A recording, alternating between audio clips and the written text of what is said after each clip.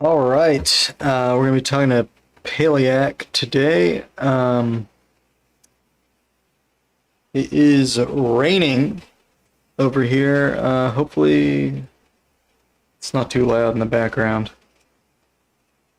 Um, hold on, I need to get my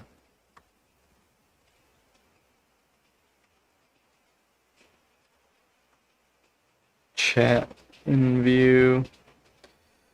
Anyways, it is 10 o'clock, so let's go ahead and give him a call. See if he's ready. And let's go.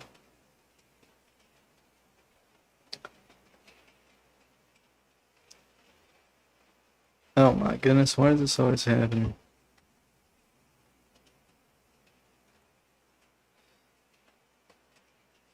This is weird.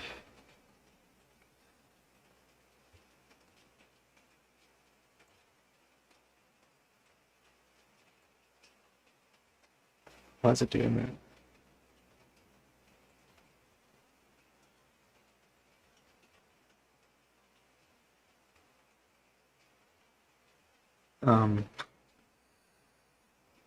It's not what I want.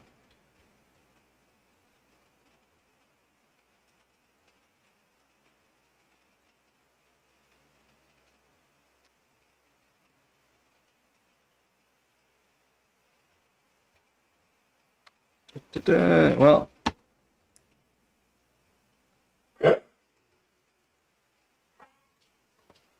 see, I guess we don't need this stuff. What's up, Delta? How you doing?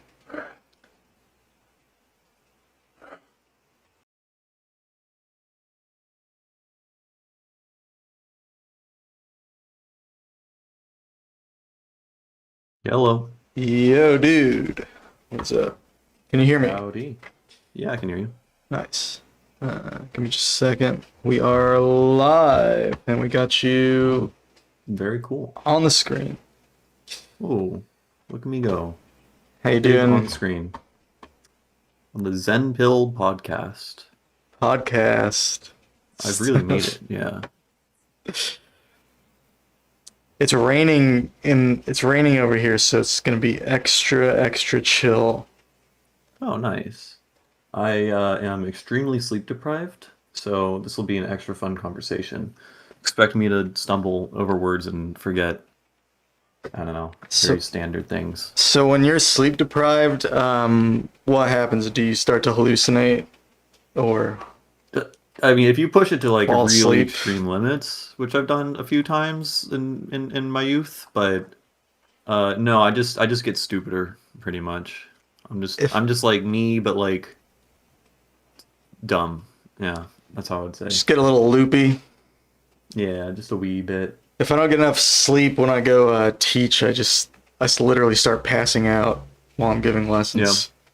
Yeah, that sounds about right. I've been teaching kids calculus lately, and if I do it for like if I have like 3 or 4 sessions in a day, my brain's just cooked at the end, and I'm just like not I don't know, I'm just speaking numbers and math, but none of it actually makes any sense. But they believe that I have authority and confidence and know what I'm talking about, even though I no longer do. So they just look really scared.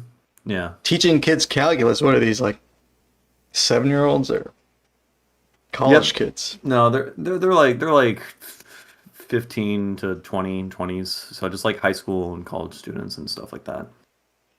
I'll have Yeah. to get you to teach me calculus because my calculus teacher didn't teach me anything. You don't need to use any of it. Sometimes when doing sound design, honestly, like calculus fundamentals are kind of cool. But that's just like knowing what a derivative is in an integral. You don't actually have to like do math. You just have to like know what the rate of change is and how that can correspond to like how a basic wave shape would sound if you were phase modulating it versus frequency modulating it. Because then the derivative or the rate of change is the relationship between phase and frequency. And so some stuff like that can become useful, but you just need like a conceptual understanding. You don't have to solve integrals and stuff like that, really. So it does help you with the big picture, the calculus. Yeah, yeah, a little bit. I think so. And like it gets you thinking Like I feel like when you take a physics class and you do, you're doing a lot of like kinematics equations and all that stuff. Like you could just use a calculator, at the end of the day, you can have a program do all of it for you. But I think doing all the math manually, it helps you like build an intuition for like why things do the things that they're doing. So Sure. yeah. Even if you're not. Whoa, what a thumbnail you made. I just saw it.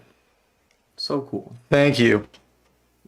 Yeah. That's Your my thumbnail game has been on point the past couple months, yeah. It's been up there. that's my best one yet.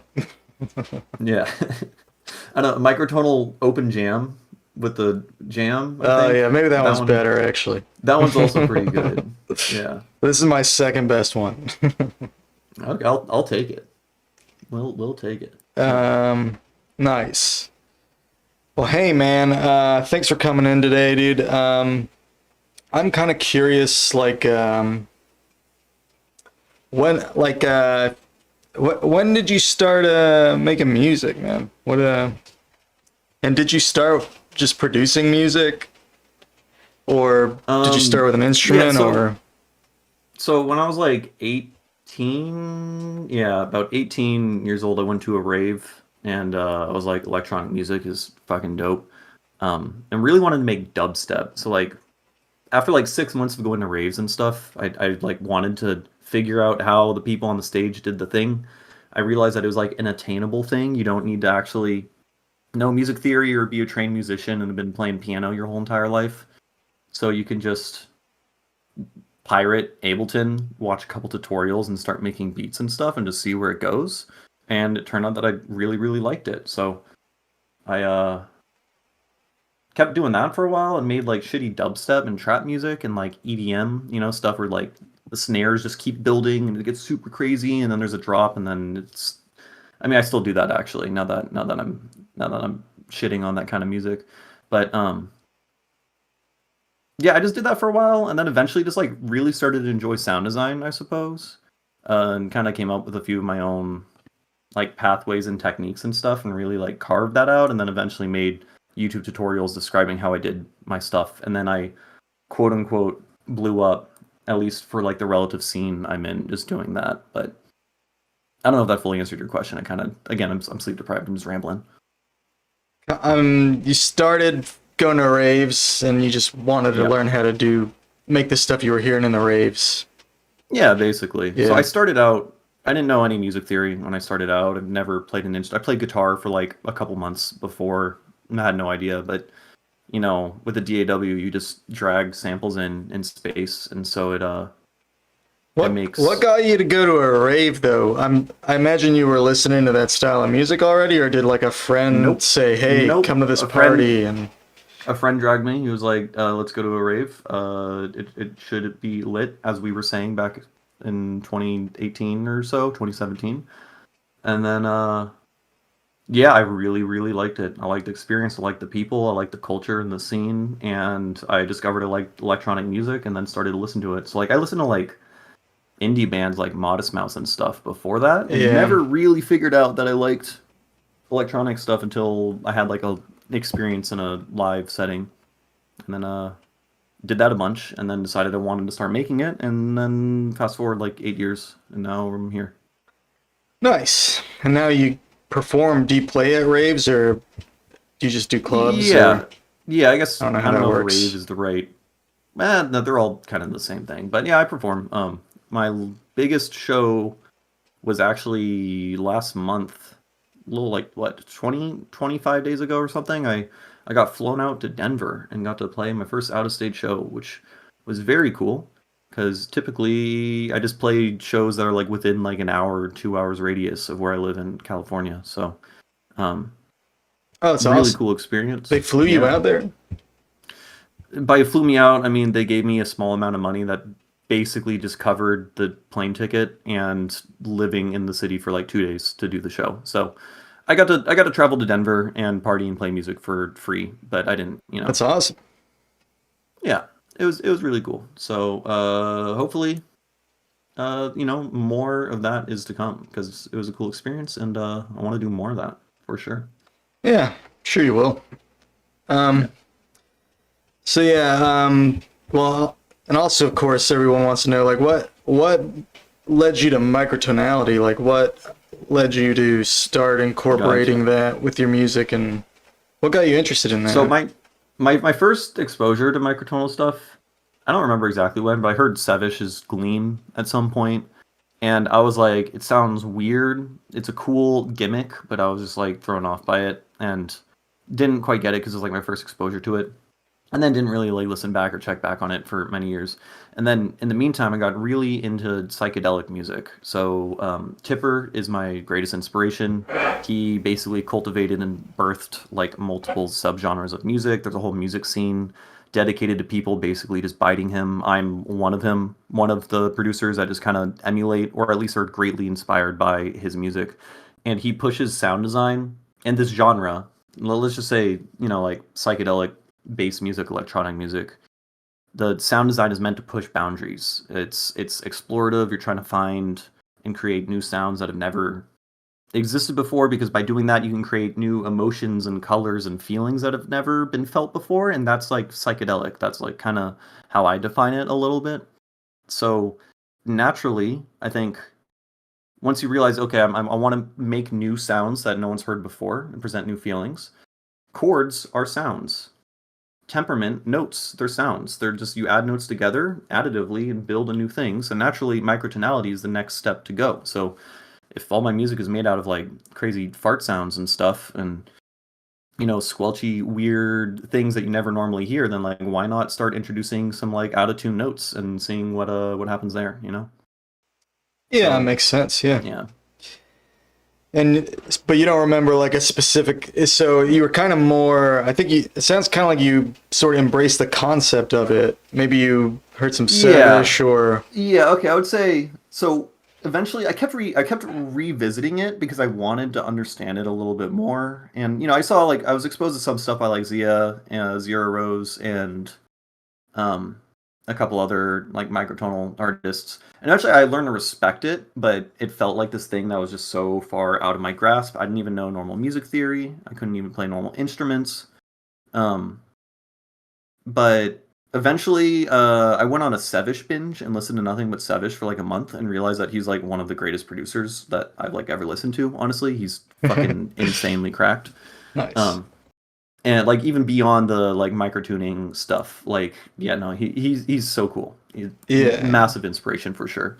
Um, Realized that like I wanted to learn how to do that, and I guess at some point something clicked in me where I decided I wanted to learn how to do microtonal theory as well as just become a more rounded musician. So I started learning to play piano. I started learning normal music theory at the same time that I started hanging out in the Zen Harmonic Alliance Discord, getting in arguments with people over naming commas, all that stuff that you're supposed to do. And just like by osmosis, and honestly, watching your live stream for the past like it's been almost like 2 years now. Um, Holy I've moly. learned so much just by like, chatting with you and other people in the community and getting a better grasp on like regular temperament theory and what concepts I do and don't care about. The immersion system, I guess, or Yeah, style or yeah, whatever. exactly. You get inspired by like I'll be in your live stream and it'll inspire me to explore new tuning, and then I'll make something and inspire other people. And so just being immersed in a community I think is the best way to improve at the thing, because by being immersed in a community you'll naturally do things that lead you to improve at the thing. That's Yeah. yeah. That's more or less how I learned the ropes, I guess. Just joining like the groups and also listening to that Now and Zen podcast. Yeah. Just hearing people talk about it a lot.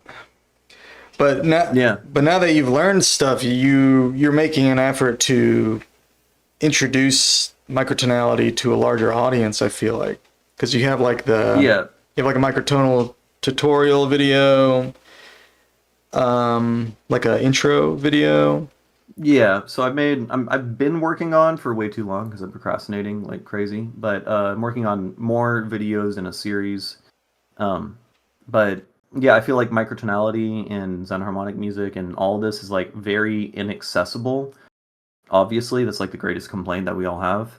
And so trying to create at least like create a structured quote unquote course or like way of thinking or presentation of concepts that were like my greatest aha moments, you know? Because like when you jump in at first, it just sounds like they're speaking gibberish, and so you really have to like figure out what's the right pathway of things to learn. And um, I think it's easier for people. It can be way easier, and if it's made easier to learn, then more people will learn it, and then there'll be more cool music out there. More people will be exposed to it.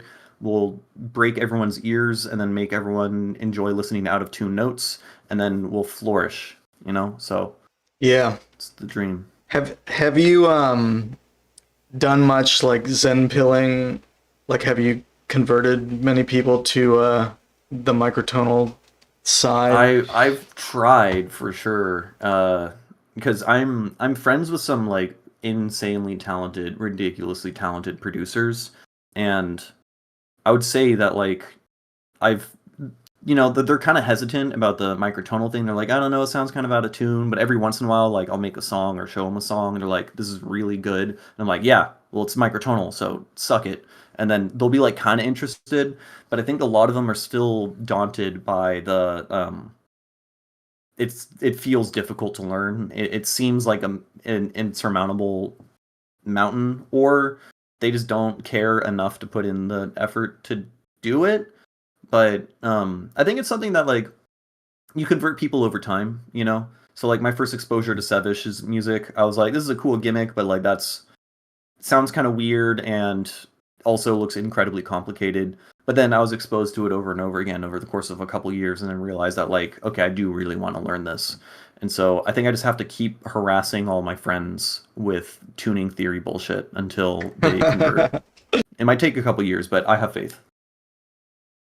I've given up on all my friends, but I kind of have also given up. I have to, when I'm at a function and people are talking music, I have to like control myself a little bit.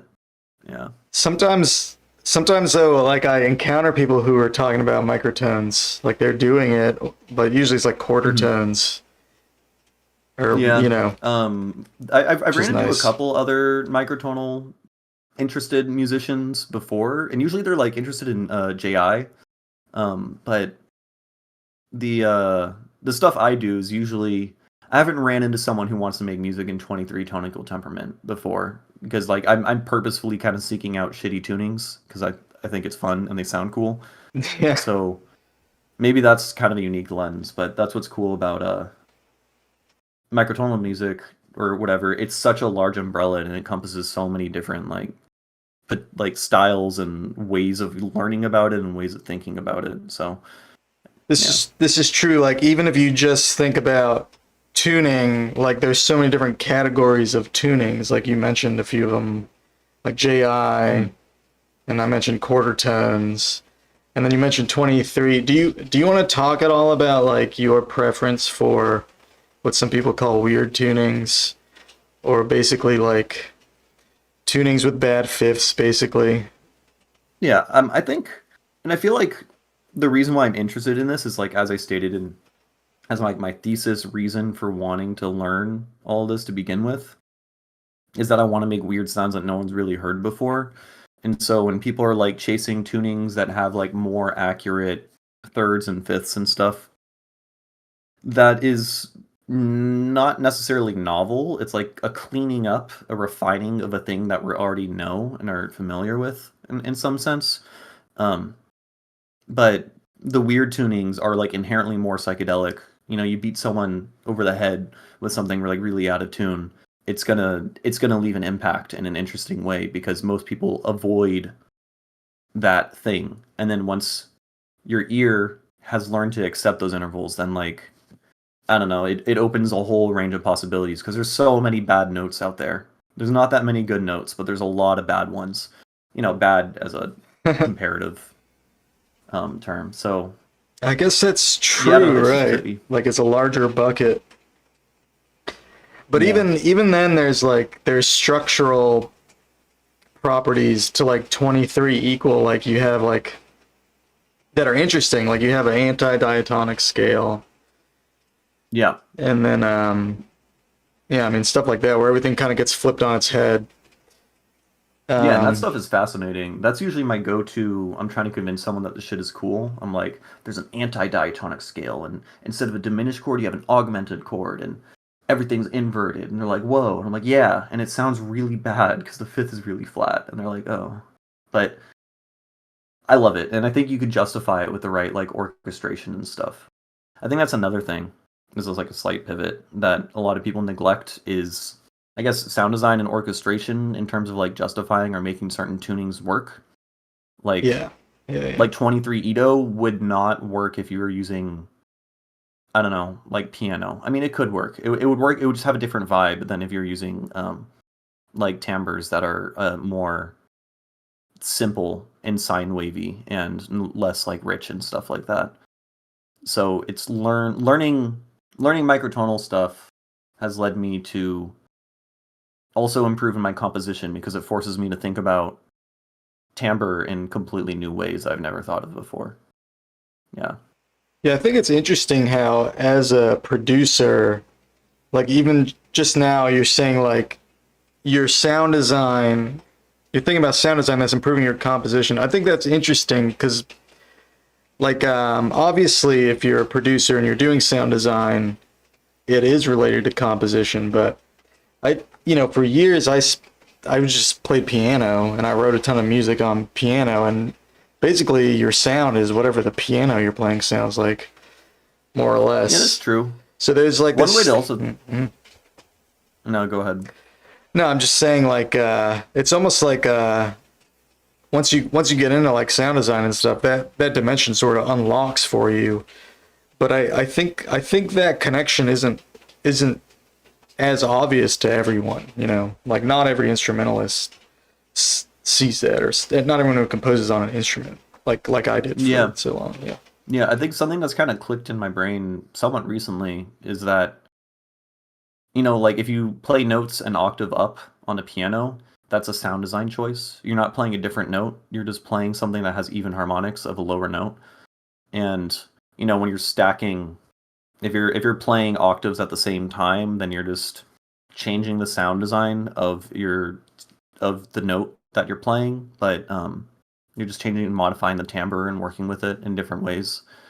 And kind of approaching, I guess, like looking at everything from like a JI lens in terms of all reconstructing everything as a harmonic series, then it and everything kind of like warps and flips in a way. Now, I don't think it is very um like conducive to playing physical instruments because I feel like you're not really gonna intuit or think about playing the piano as, oh, I'm building the harmonic series of some lower chord. You're more so like, I'm just playing these patterns and these scales and these shapes that I've built into muscle memory, Yeah. which feels very different.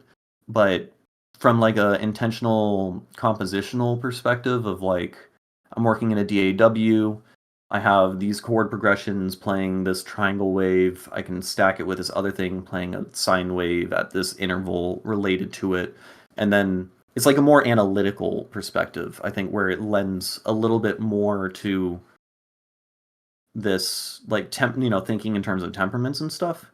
Though again, Interesting. I'm more of an electronic producer than I am a physical instrumentalist, so that would make sense why I think that way. I Yeah. I think a big difference, like when I started getting into sound design, and really for me, it just started with just like mixing stuff. I wanted to record my music. I was learning about mixing audio, but like when you're on that side of things, it feels like the science of music is always there in front of you.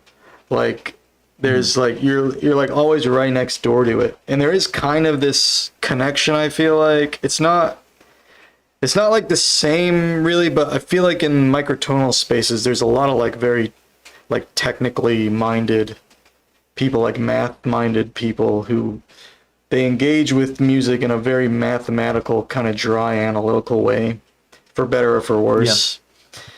And that same perspective is just kind of in the more like the audio side of things and the sound design side of things. So there's just so many connections there where I find that like learning about the harmonics, like you learn about the harmonic series in both. Like if you learn about tuning or if you learn about sound design. Yeah, I mean, even if Yeah. you just learn about FM synthesis, like you learn about the harmonic series. So, Yeah, I would say FM synthesis in particular is like one of the largest improvements that I've had directly as a result of learning like temperament theory. And it's like really understanding how all of that works and building like an intuition for it, because normally it feels like black magic. You just twist one knob and then crazy sound comes out that you can't predict, but you really can predict it if you actually know what's going on and you also spend enough time doing it. Um, yeah. I'm sorry, I'm very sleep deprived. I forgot everything else I was about to say, but it's all good, man. Um, right on. Well, hey, yeah, FM synthesis is very cool. You do a lot with it. You do a lot of cool stuff with it. You get a lot of like rubbery, like sounds. yeah, And it's like my go-to in Ableton, just because operator is a stock instrument in Ableton, and it's a really powerful and very fast FM synth. So like I prioritize workflow most of the time. I don't think operator sounds the best, but I can make sounds in it that do the thing I want them to do really, really quickly. And so getting ideas out as fast as possible and like changing the timbre and stacking, layering multiple different synths that are playing different timbres and doing the right thing um, is very useful. And so learning FM synthesis, because you can create really crazy sound just by twisting like 3 knobs. So it lends well to that purpose, I found. Another reason why I got really good at FM is because operator, back when I first got into microtonal stuff, was one of the few synths that were stock with Ableton that worked with microtuning. And so I was forced to not use any of the synths that I had and was forced to use this quote-unquote shitty stock device, and then learned you could get pretty good at it. So that's another benefit, I think, of microtonal stuff, because it forces you to use certain things and work in certain ways. yes, so like in one hand, the fact that like 37 Edo, you don't even have 3 full octaves to work with for every note, that can be really frustrating in some keys. But it also changes the way that you compose compositionally. It makes you layer different instruments and change the octave tuning, which will lead you to making different creative decisions. And so you won't be able to rely on your normal muscle memory for just making a thing. You have to engage with it in a little bit of a different way, which will teach you more about the thing. Yeah. That's one reason, actually, why I like shitty tuning so much. Because it forces you... It's like solving a puzzle a little bit. It's like, how do I make this sound good if this tuning sounds so off and strange to, when it's presented in most ways? And so you have to really engage with it and think, navigate it, learning timbre, like I said before, and like what notes you present in what ways. Yeah. Yeah, I think it can be really satisfying when you like engage with a difficult tuning and come up with something that you actually enjoy. I think so. And I think I think it's one of the, like, they have the most sounds that are alien to anything we're familiar with. So I feel like when you do accomplish something that sounds like, I don't know, just really pleasing and musically useful and whatnot, it'll like hit harder and more uniquely for, I don't know, the listener. At least it does for me, and I like to imagine that it hits harder for, the listener, because like if you find a new song and it has a really weird and peculiar and out there tuning, that's the only place you're going to be able to get that vibe and that sound and that song, because it doesn't exist elsewhere, because it's a new, novel, psychedelic thing. So it scratches an itch. That's why I got like addicted to listening to Sevish alone for like a month.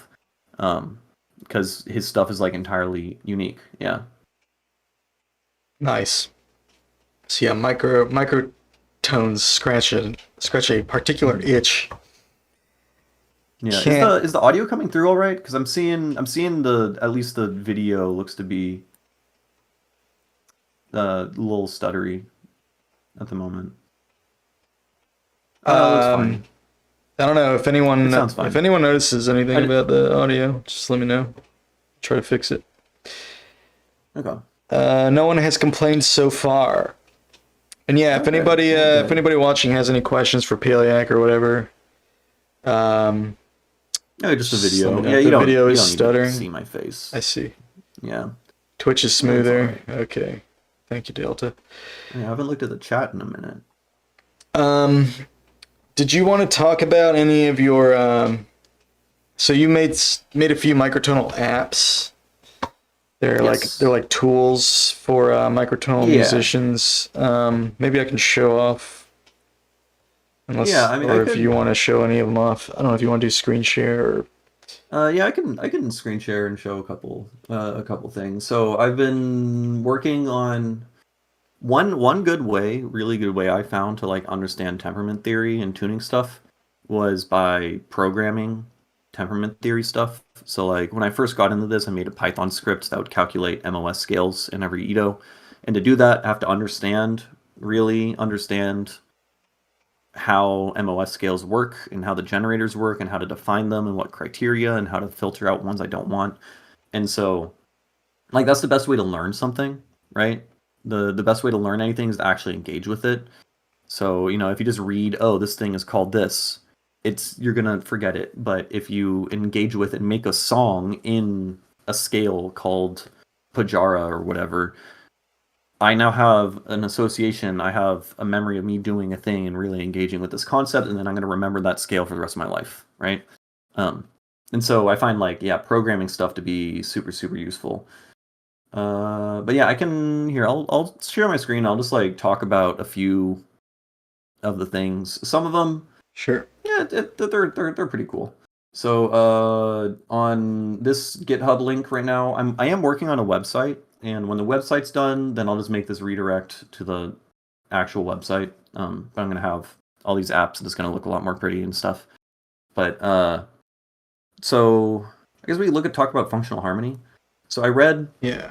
this really cool post on someone was trying to figure out functional harmony in 31 notes per octave, and they basically came up with a systemized way of assigning a like sub function or mini function to every individual note in a tuning. So if you take 12 Edo, you can assign a function such that like if it contains a leading tone and it contains a second or something, then you can end up calling that a dominant chord. Something like that. I don't remember the exact rules, but basically, if a note contains certain set things, you assign it a different function, right? And so the result is you can then map all of the. You can assign a function for every single possible chord. So in 12 Edo, you have a function defining the tonic chord, which is basically like the root is of the chord, and it has a fifth. So, right. So these are your two possible tonic chords, and then your dominant function is defined here, which that contains and sounds like, it's a 1-5-1. Yeah. And then you can also other functions are assigned, such as the leading tone, the diminished chord, is also a dominant chord, as are the augmented chords, which through narrowly defining each of these like rules, the rule sets, I basically created like building blocks such that they match how most people think about the functional harmony for every chord. Like every one of these chords is correct by like usual standard models, with the exception of and you pointed this out, the minor 7 chord is not that one's less commonly referred to as a dominant chord. It still is in some songs and in some contexts, but it it still kind of works. And so basically, you created a system with building blocks that describes functional harmony for all the chords in 12 Edo. Make sure that it matches absolutely, and then once you do that, then you can just plug different tunings into it. So if we look at 22, we now have a shit ton of chords, right? So we have your major chord, and then these are all possible dominant chords. Yeah, all the red that will voice lead ones in are similar dominant. ways. Yeah. And so they all have that voice leading pattern of like the leading tone goes up to the root, the there's a note that exists somewhere in the like second space or something that goes to the major third. I can't remember exactly how it works, but Yeah. it's about voice leading basically. Yeah. So you can then, once this is done, you can then like find a chord progression you really like. And then it'll be set out in MIDI right here. And then you can download the MIDI and then just chuck it into your DAW, and it'll already be set to whatever tuning that it's in. So it's like a theory exploring tool. It's a compositional tool. Yeah. Stuff like that. I played with this when you first put this out, and I was honestly frustrated with how well it worked because it's so rule based. But yeah, it really does work. Like if you click a red button and then click the green button, go from the dominant to the tonic, it like almost always is like a pleasant resolution. Like it's got that sort of dominant to tonic feeling. And in 12 equal, the chords pretty much all line up. And then in the other tunings, you're like, well, which ones is it going to be? And you don't always have a sense for like what chords are going to be the dominant chords. So it's really cool to have these like mapped out here, where some of these are like seem kind of obvious because they're like, oh yeah, this is sort of next door to the normal dominant chord in this tuning, but some of them seem more out of left field, so it's really kind of cool. And as you get into more complex tunings, well, I guess there's probably a sweet spot. It could probably get a little too complex where it breaks down, but 22 is probably like a good region where like works pretty well. Point, just for funsies, I put 53 Ito in here, which is pretty stupid. It's too many chords. But if we let me sort this by abbreviation and then zoom out, you start to see patterns, right? Oh god, it's so many fucking notes. So there's certain patterns, and basically this just comes from, I can't even scroll. It's so laggy. This is a nightmare. You gotta try some. The pattern is, we gotta hear some of these. The chords are set up so that every chunk is like assigned a different fifth. So like this is like your major, that's your minor or whatever, and then sub minor and blah blah blah. But so the thirds are varying, but the fifth is fixed. And then over here, this is all those same chords but with a down fifth, and this is a double down, and so on until it's like super diminished. And so that's why you have this repeating kind of like upwards pattern, right? Because it's based on voice leading. This whole thing is just based around voice leading. Harmony, functional harmony, it all just comes from voice leading. And so I don't know why these say tonic. That's a bug, and I just haven't bothered to fix it. No, I guess I don't know. I can't remember. But regardless, the overall point stands. So there's certain. This is like staring at this is like giving me like optical illusion feelings. It like hurts my brain a little bit. But yeah, there's basically the thirds vary within a section, and then the fifths vary in every next chunk. And so you could see how certain patterns repeat and whatnot, because we are assigning sub-functions to notes based on interval category. So whether or not like a third, or whether or not a note exists between 250 cents and 450, then we call that a third, right? And so what functions are dependent on there existing a third will then exist in these little ranges. And so that's how like all this is kind of generated. So it is approaching things from an interval category lens. It's not approaching it from a just intonation lens where you're like, well, this is really spot on to this consonant interval and therefore it's going to resolve better. No, it's more like, does this individual note voice lead smoothly to this one by, around like a whole tone? Something like that. Yeah, it's a range of like sense sizes, basically. Yeah, basically. But yeah, that's the functional harmony thing, which is pretty cool. Hey, before we leave that, can you click like one of any of the red ones that is, and then go to one of those random green ones that seems out of place? I just want to see if does it work. Maybe, yeah. Maybe. Not the worst thing I've heard. No, that one. I feel the thing is also my ears are cooked. If you go to the ones up top, they'll probably sound really good, right? Yeah, they sound better. So we do. Yeah, that one's good. That one's good. Yeah. And then if we do like this guy and this guy, Oh, yeah, that doesn't that work. one was No. that So one's yeah, broken. that's the result of a bug. But either way, So you're not supposed to use the 53 Edo one. This one's more so just to look at like a continuous spectrum. Um, yeah. Oh, I see. Delta Quartz left a comment. He said, for Pailiaq, is the stuff you perform live lately also microtonal? If so, have people approach you asking about microtones? Could they tell there's something harmonically different about my music? So, yes, most of the music I play live is microtonal. Not much of the music I have released is microtonal because I'm a perfectionist and I just have a massive, massive backlog of music that I'm working on. Um, but when I'm playing live shows, then I'm playing like oftentimes recent music that I've made, and most of that is microtonal. So I would say the last few like live shows I played, like well over half of it was just in like weird, funky tunings. And generally people don't really ask about the tuning in particular because all the music sounds kind of crazy to begin with, right? We got like crazy additive synthesis in harmonic notes and fart sounds everywhere and then some out of tune notes as well, and there's a whole cacophony of stuff coming at you that I feel like the notes sounding a little weird might not be immediately obvious, but also not that many people have trained ears. But I think basically the genre of music that I make lends really well to weird tunings. um yeah, yeah, you can ask questions whenever. um um Oh, Twitch is much smoother. Oh, that's cool. Cool.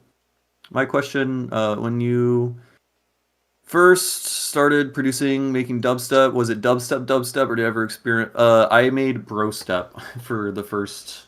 I made trap music and bro step briefly, and then I made more trap music, and then I discovered good music, and then stopped doing that. So, yeah, that was that journey. But yeah, basically the music I make, psychedelic trippy music, I think lends really well for weird tunings, and so it's the right audience to expose people to. So that's the goal. Convert everyone. nice. Yeah. But yeah, if we're so that's the functional harmony thing. Um I have actually another like kind of working theory of functional harmony, or at least dominant function or dominant chords revolving around tritones. And I think, and I feel pretty confident about this, I think any chord, any seventh chord that has a tritone within it, I think you could just treat as a dominant chord that leads to your tonic. It just has to be pivoted around like the tritone just always has to be pivoted such that the tritone occurs on your leading tone and your fourth in that region. And so any kind of weird seventh chord in that range, I think will end up resolving and having that same kind of voice leading pattern. And so that's something else that I want to explore for sure. Um, yeah, So if you're in the key of C, if you have a B and an F in the chord, it'll resolve to a C. Is what you're saying? yeah, basically. And so like if you want to limit it to seventh chords, then yeah, basically. And speaking of that, we can talk about another app thing I made. This one was pretty recent, and I'm really happy with it. I made a chord finder, and so the way that this works is you enter the intervals that you are interested in that you're going to treat. Technically, they're thirds, but you can enter any interval you want, and then it's going to list an exhaustive list of every combination of these intervals and what chords arise from them. So you can see if your first third is 5/4, right? You have your five. This is the sequence of steps stacked on top of each other. So 5/4 and then 6/5. That's your major chord, right?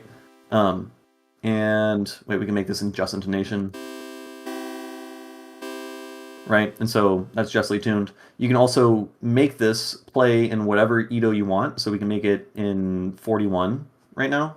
And so you can examine and find which chords you like. So if we have our bottom third is an ultra major third, right? 13/10, 450 cents. We can try to find which one of these is the most simple. So like 10 against 13 against 15 is simply ultra major third, and then the fifth complement of that, which is the ultra minor third, right? Any ultra major and ultra minor is going to create a perfect fifth. And that's going to be relatively consonant because it has a low harmonic complexity in a harmonic series. This is the 10th against the 13th against the 15th harmonic. You can also see here how out of tune all the notes are summed together. So it's going to be a combination of like which chords are going to have a low cent value in terms of error, and also how consonant or simple are the harmonic ratios that make it up. That's how out of tune it is in 41, or Yeah, in 41 Okay, in particular. yeah, So yeah. we could go to 53, why not? And then we'll find that like here a major chord is only 1.48 cents off, and this is just the summed error of all the intervals in it, right? Are we? Yeah, we're Interesting. playing in an Edo. I can't even. It Yep. just starts to fizzle at the very end, but the initial downbeat of all the notes playing at the same time, they're all in phase, and so it sounds like one single note, and then it starts to disperse at the very end. It's kind Interesting. of cool. That's cool. And you can then save chords. So I have like saved chords over here because I was exploring 37 Edo, and I was like, which one of these am I interested in? And so I just like kind of clicked through and found chords of like somewhat simple harmonic series segments. Right, and then you can save them all here. There's also seventh chords. That one sounds fucking nuts. Yeah, that was cool. That one as well. This one's also pretty cool. It's a little bit more out of tune. You can see here it's a little bit more out of tune, a little bit more fuzzy, but it still sounds pretty crazy, I think. And then that one's kind of weird. And so you can save these chords here, and then I don't know, analyze them or do what you want. Yeah, that's cool. But I find trying to map out just intonation chords and then see how they're tempered in Edos. It has made a lot click for me in terms of I don't know what the chords actually are. Like the like your sub minor chord, right, is a 6 against 7 against 9. And so we could just call a sub minor chord just any chord that approximates 6 against 7 against 9. Sure, yeah. Yeah. Delta Quartz said, looking back on my time since being into microtones, what were some of my favorite tunings over time since I started up to now?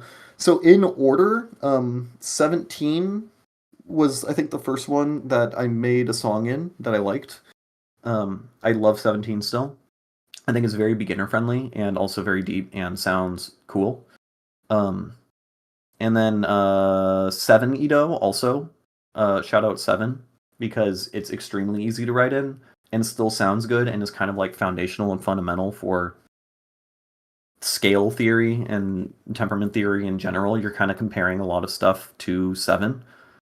And then I never really liked 19. I like 22 a lot. I've made a lot of music in 22.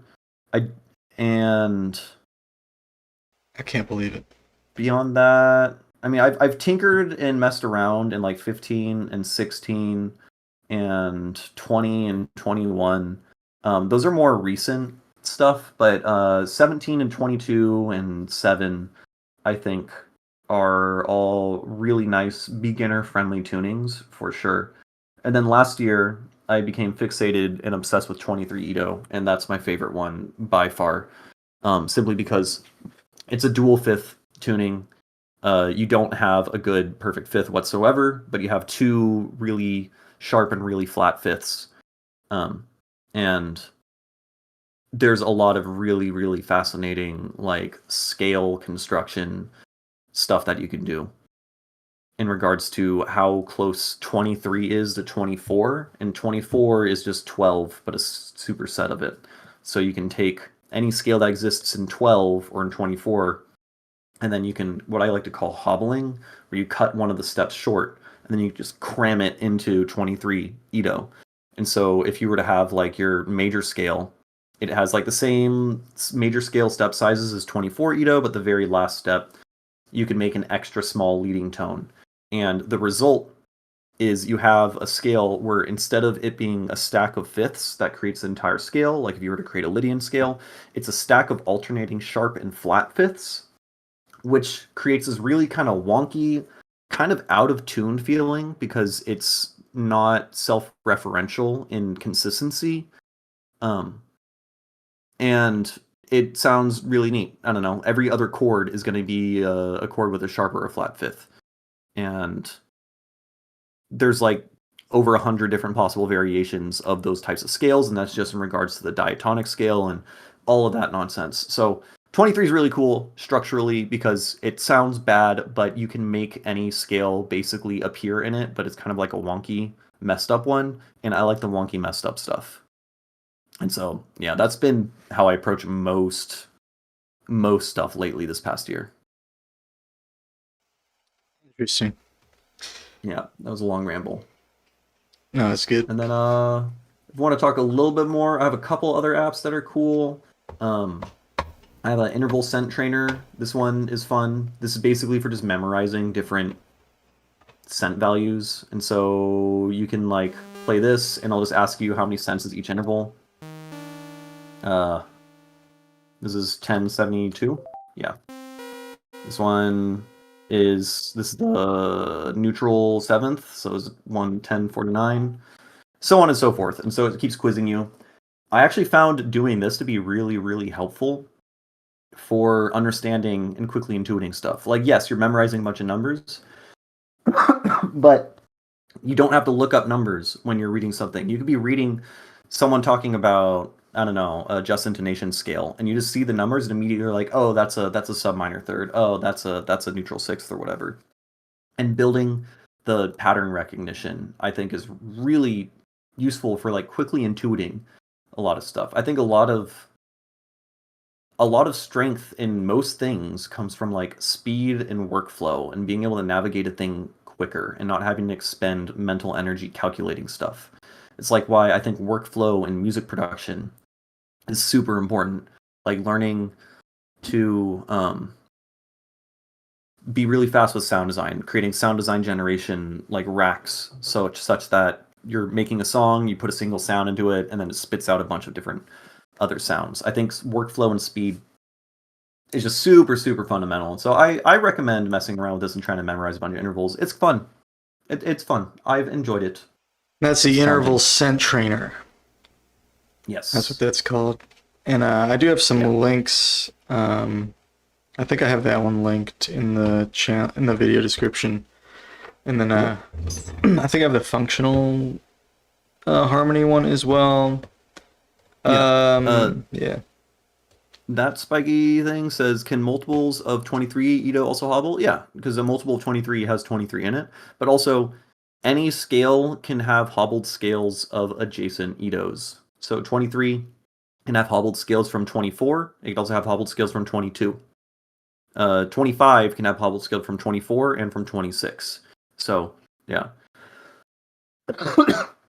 Do you have any common timbral tricks you do, like attenuating certain harmonics? So something I've had a lot of fun with, or a lot of success with, is pitch bends. So like using the pitch envelope such that the pitch envelope scoops up immediately, so it just has a little bit of a boop, like, and then it could stabilize for the rest of the note and have a long release or whatever. But I find having a little bit of a pitch bend in it can make you justify a lot of really weird tunings, because it like tells the listener, hey, I'm pitch bending anyways, so who cares about the exact pitch or temperament or whatever. I find that to be super useful. I think it sounds fun. It sounds bubbly and weird. I like bubbly and weird stuff.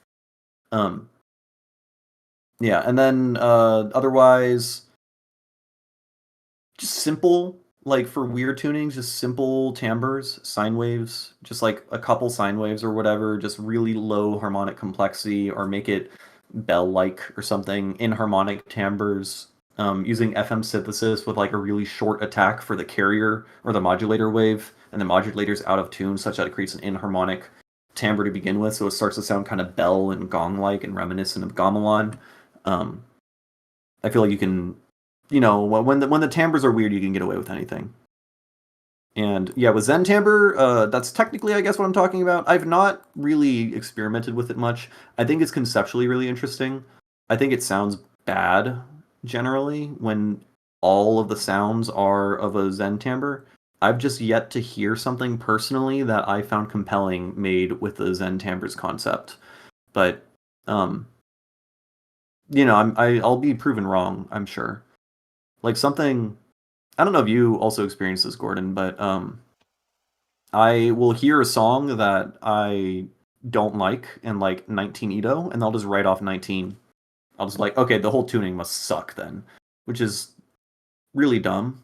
It's like hearing a bad song in a minor scale, and you're like, minor is terrible, But I definitely have that experience. No, I'm almost like the opposite because like my attitude on tunings is like so personal because it's like if I have a hard time with it, I write it off, but I know somebody out there has done something cool with it. I just assume they either have or they will. Cause like Yeah, that makes sense. cause like 13 EDO, I really tried doing 13 EDO early on, and I hated it. I just couldn't stand it. And then I heard this song by Lime Boiler Yeah, I know which one you're talking called about. "How to Cut a Glock into 13 Pieces" or something like that, and I love that fucking song, man. It's like one of my favorite Zen things ever, and it's in 13, and I was like, I can't believe this is in 13. And so then I like went back to 13 and I was like, you know what? I'm gonna make this work, and I actually like using 13 now. So I think I personally I think you got to be open to it working to find what you like about it. And I usually just assume if other people are using it, there's probably something to it. Yeah, I have very similar experiences. I'll usually find most of my interest in a tuning if I hear something compelling. So like I said in the beginning, I've like learned so much just by like osmosis and by being engaged in like your community. I became fascinated with 23 Ito because you were just noodling around with it for like 20 minutes once on the instrument, and I was like, that sounds fucking sick. And then that kind of sent me on a journey. Whereas otherwise, I had completely written it off just because I'll get number vibes, Like 19, that's an ugly number. But if you think about 19 as, 19 is actually like the ninth prime number, then like my perspective on it totally changes. It's like some stupid.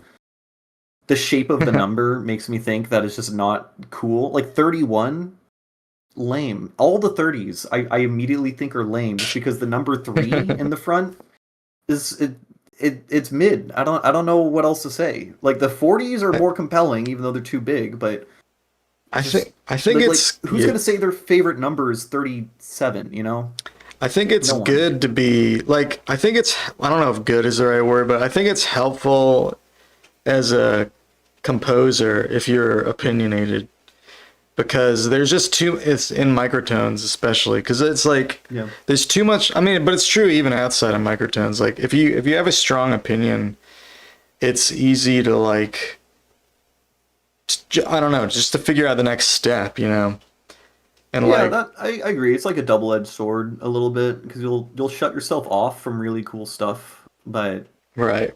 you'll engage quicker and decide on what things you really want to focus on or work on, I suppose. Yeah, Um, yeah, having that judgment because I don't know, like I feel like me personally, I'll sometimes I wonder if I just try too many things because it relates to that adage of like a jack of all trades is a master of none and all right. that.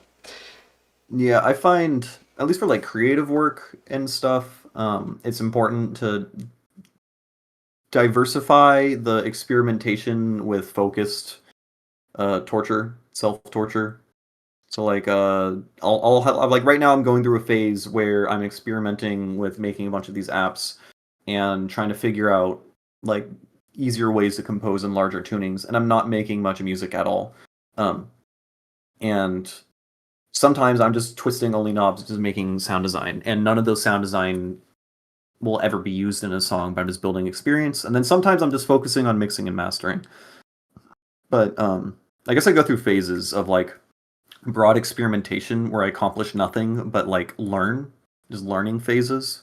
And Sure. then at some point it's been too long since I last released a thing, and then I'll torture myself brutally for a couple months and then make an EP or whatever, and then I go back to the experimentation thing. It's like my life cycle. Yeah, I think we're kind of similar in that regard. Um, Yeah, that I'm makes sense. I'm curious about your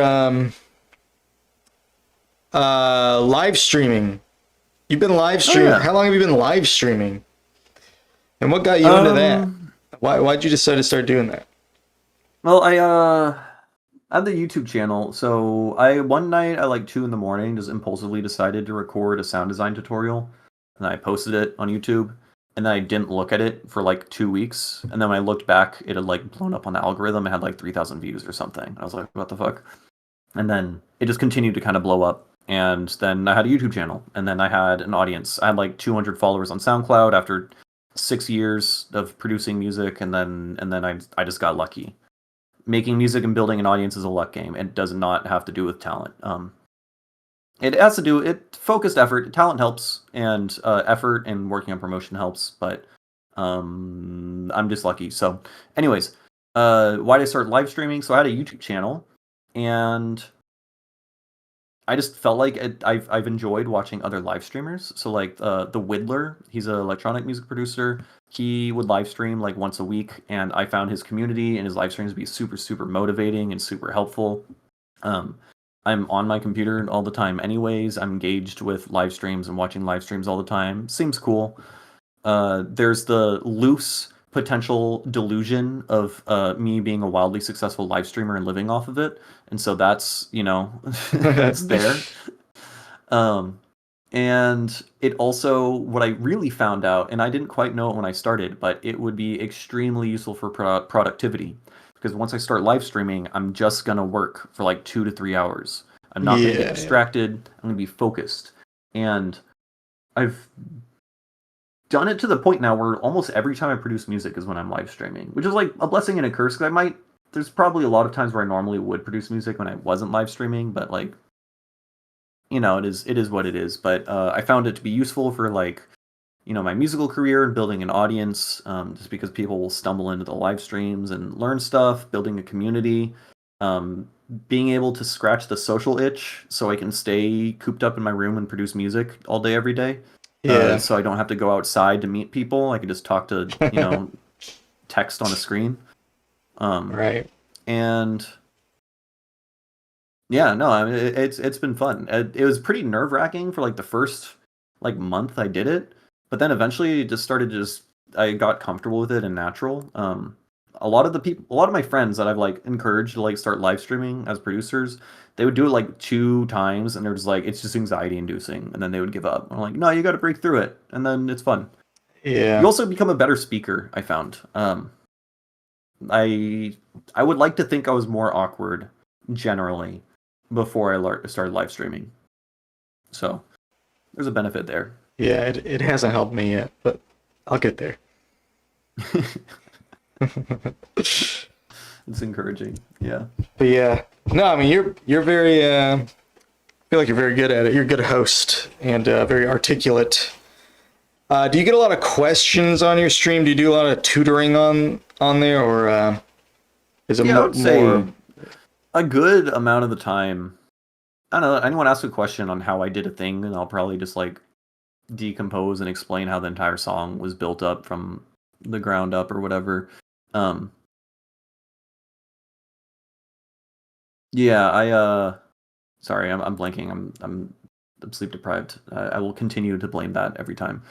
Um, yeah, I do a lot of teaching generally. So like my YouTube channel is essentially like, for the most part, like, while yes, I'm a musician and I want to post my music there and I want people to be listening to my music or whatever, it is mostly just producers that watch it, and they don't care about my music. They just want to know how I make the sounds.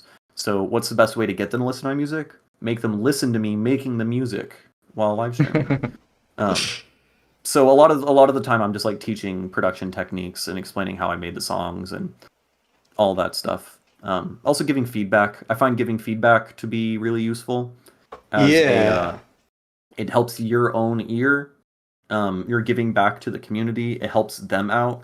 You're listening to mixes that were made with styles and techniques that you normally wouldn't use. So it trains your ear to like listen for other things. You're getting exposure to critical listening for other types of stuff. And so, yeah, giving feedback on live stream I've also found to be super, super helpful. And I would recommend other people engage more with giving feedback. Because, like, I'm sure you're all in a Discord that has a feedback channel, and you probably don't give feedback in it, and you should. So do that. It's good for you. It's good for them, and it's good for you. It's not just be selfish about it. You know, just think to yourself, this is actually making me better, and then you do the selfless act. Yeah. I agree. They made us do that when I was studying piano in college. They made us critique each other. Oh, that's brutal. Because like I feel like I don't know. I feel like it's more personal. You're like your fingers suck at playing that. Like I don't know. No, it was good. Yeah, that makes sense. And I really sucked at giving advice at first, but I don't know. It kind of like because our teacher made us do it. It kind of like I don't know. Once you start doing it, it's like you start to think about more things. And I think your analysis gets more in depth and you become more helpful. But yeah, definitely. I think I think part of the reason your channel does so well is because you focus on like helping other people. Like you give people resources, and it's your tutorials are good and they've blown up. It's interesting stuff. Now you're developing these tools for microtonalists. You definitely have a habit of like I don't know, just providing resources for the larger community of musicians. I guess I do care about pedagogy and teaching a good amount. Like most of my like inane arguments in the Zen Harmonic Alliance Discord is just over like what would be the best way to make things more accessible to other people. Because at the end of the day, I want more people to listen to this music. I want more people to make this music. I want to kill the stigma of like we have to make music in only a certain set tuning. And I think a large way of doing that is just convincing and providing resources to other musicians, teaching other people, and convincing them this is worth exploring, it's worth doing. Because then, we can get another Sevish on our hands if one of them's really cracked. So we need more of that. Yeah. Nice. All right. I guess hey, it's already been like an hour. Does anyone have any more questions in chat for Pailiaq? While we're waiting on that, I also this is not really microtonal related, but your spiky thing says that flat for the 23 Edos feels like it could be used for blues inspired skills. Pailiaq, I'm wondering what I think your most popular video is on panning. Oh yeah, yes. That is, I guess, super interesting. How did you teach yourself that stuff? And so it's a funny story. I at one point got really obsessive about trying to learn how to do forwards and backwards panning, and like how do I make something sound like it's in front of me versus behind. And I went through a multi-day, multi-hour Wikipedia rabbit holes and made and figured out like psychoacoustic stuff, and made Max MSP devices for panning things around. And so I learned a whole bunch regarding all that, and I made a YouTube video explaining how to pan things around in space only in the horizontal plane. Then I happened to get an interview at Dolby doing like Dolby Atmos psychoacoustic prototype software stuff. And the interview happened to be like a week after I made the video of me dissecting and explaining psychoacoustics. So I just fucking nailed the interview like immediately because I just like been obsessing over the exact topic that they're going to question me on.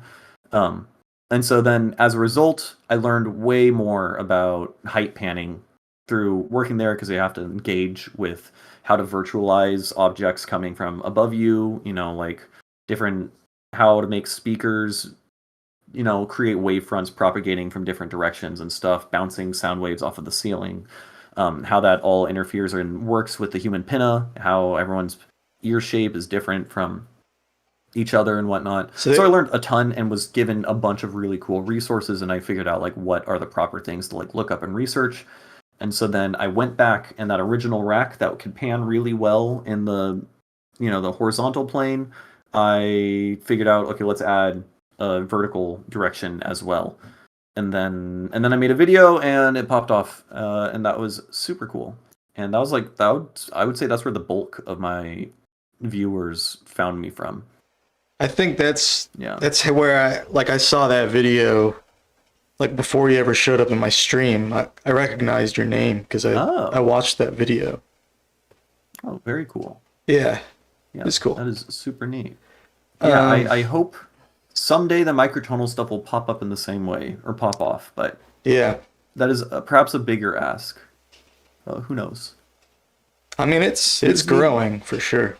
Yeah, we just need a couple more like Maddie Ashmans and stuff to pop off, and I mean, it's happening more and more. Like, I feel like we're hearing about there was the like aliens from Quebec. Yeah, that everyone's losing their shit about. And Jean de Poitrain or whatever. Yeah, I don't know how to say it. Yeah, and then Maddie Ashman popped off pretty recently. Yeah, and I feel like there's a few others, but it's becoming more and more well known. Like, I would say the majority of musicians are aware that microtones exist. Yeah, I feel everybody knows. I feel like maybe 5 years ago, less of them knew. Like, the awareness of its existence is spreading. Absolutely. And like I said before, it takes a couple years of exposure to the thing, probably for a lot of people, before they decide to like dive into it. Like, I knew what microtones were for a few years before I really decided I wanted to learn it, because it took re-exposure for a while. So I think as we have more and more artists pop up, and its prevalence becomes more prevalent, then we might get more, more musicians, more people interested in it, more resources, sure, all of that. And every year we get more resources. Like, we get like your videos and the web apps, and we get new software and this and that and the other. Yep, we got more YouTubers. We got Levi McLean. He's been popping off a bit. And with like, and all the synths now are adding microtonal functionality. Yeah, this is true. So, like, the only real barrier, I think, is just MIDI having only 128 notes. Like, I think if we could just solve that issue, which, I mean, it doesn't really look like it's a solvable thing for the near future or long future. I don't know. That's not my wheelhouse. But if we can solve that, then, I mean, I feel like I could compose in anything. Like, if you can have infinite notes, I would be able to compose in 1,000 Ito, like, relatively easily, I think.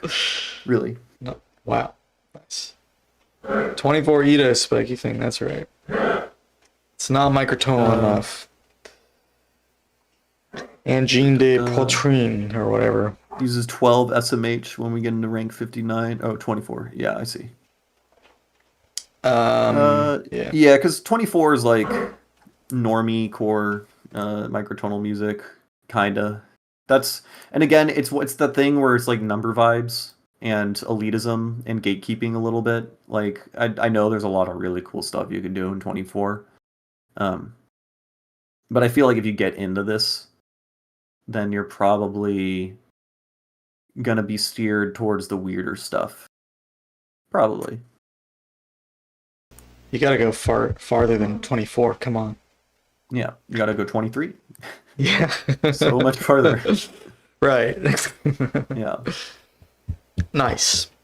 All right. Well, hey, man, I appreciate you coming on the stream and chatting with us. Is there anything else you wanted to mention? Do you have any questions for Chad, or anything you want to plug? Or Mr. Leaky, you were also incredible. I love that. Thank you, Mr. Leaky. And then 23 is closest we got so far. Yeah, 23 is the shit. I don't know. I have music. Listen to my music, please. That would be cool. I have a bunch of resources. If you like sample packs and sound design racks and you use Ableton, my YouTube channel I do a bunch of that. You can watch my live streams. I'm making sounds in there. I have a Patreon if you're interested in purchasing or having, like spatialized panning devices that can pan things above your head and whatnot, or other sound design racks and other tutorials. And I am working on an EP that'll probably come out, I don't know, I want to say a month and a half, but I'm me, so it's probably going to be like 5 months. But that is in the works. So there's music coming out eventually. Yes. Awesome. Cool. All right. Well, hey, I think right. I think we're about done. What do you think? Okay. Pretty good. Nice. Okay. Well, do you want to go, or do you want to wait and hear the next guest first? I'll hear the next guest. I'm curious. All right, guys. Delta says, thanks for answering our questions, for the great interview. Thank you, everybody, for asking Pailiaq questions. I'm surprised there weren't more questions, honestly. It seemed kind of question light tonight, but I guess you answered everyone's answered every question. Inquiries ahead of time. You're very thorough. Okay. All right. 2 weeks from today, drum roll, please, everyone. We are going to be chatting with... Sorry about my dog in the background. I don't know if y'all heard her coughing. We're going to be excuse me, Waffle. One moment, please. We will be chatting... All right, I think she's giving us a moment. With the one and only Stephen Weigel. Oh, shit. On at 8 o'clock Eastern time, 2 weeks from today. My reaction was what everyone in the chat did simultaneously, I'm sure. Just imagine a chorus of people yelling at the same time for Stephen. Very exciting stuff. I'm very excited. Very cool. I look up to Stephen, and I've listened to every Now and Zen episode, so these interviews are in a way an homage to Stephen. All right. That's awesome. Yep, very excited for that. And yeah, thank you so much for having me on. I've been really enjoying the interviews and very happy to participate and talk about tiny notes. And it's all I think about lately. So being able to talk about it with my voice, it's kind of surreal. Yeah. Awesome. Well, hey man, come back sometime. Maybe when when the EP comes out or whatever.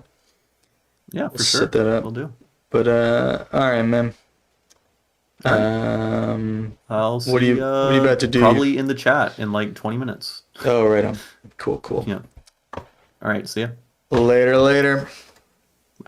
All right, everybody. That was Pailiaq. Cool. Okay, so yeah, that was pretty chill. Thanks again, Pailiaq, for chatting with us. Thanks, guys. How's everybody doing? All right, I'll put on some music from Pailiaq. I'm gonna go take 5 and switch over to some Lumitone. Good interview. Thank you, Zeno. So I believe Quark Soup is a microtonal EP, or at least 1 or 2 of the songs is microtonal. Anyway, it's good stuff. I'm going to put this on. I'll be back in a few minutes. I'm going to play some Lumitone. I'm just going to free my dog and get stuff set up. So I'll be right back.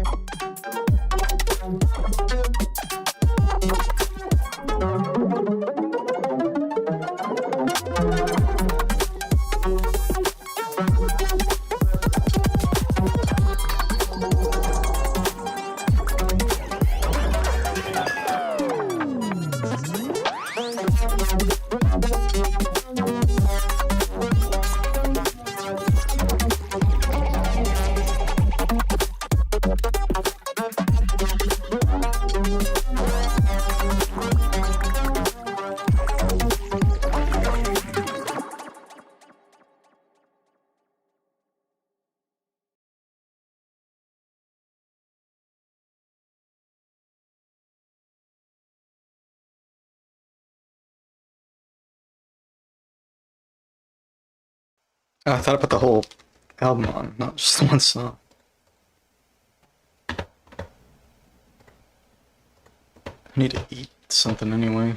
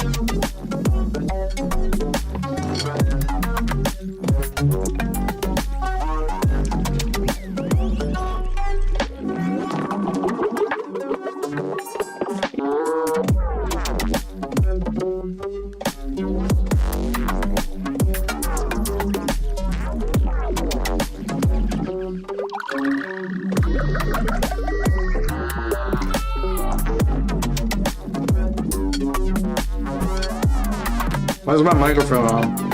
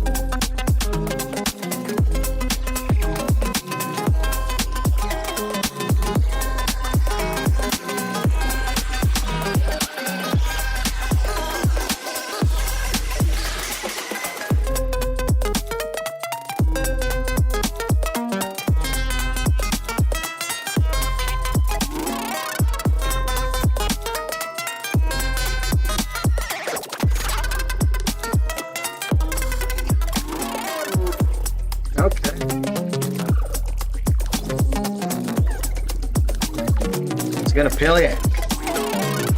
The man.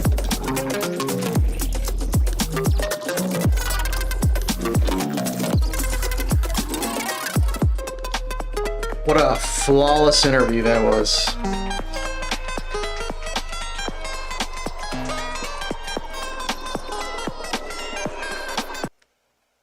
Honestly, most of these interviews have been total shit, but that one was okay. That one was okay in my book. The other ones were very embarrassing. Just kidding, just kidding. They've all been very nice. Very wonderful. Great interviews.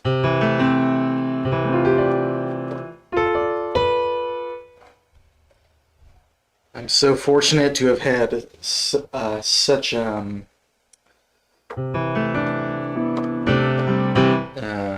wonderful, interesting guests. I don't have to do shit. I just sit there, I just ask a question, and then they fucking go off, man. They just do their thing. I just witness their glory alongside all of you.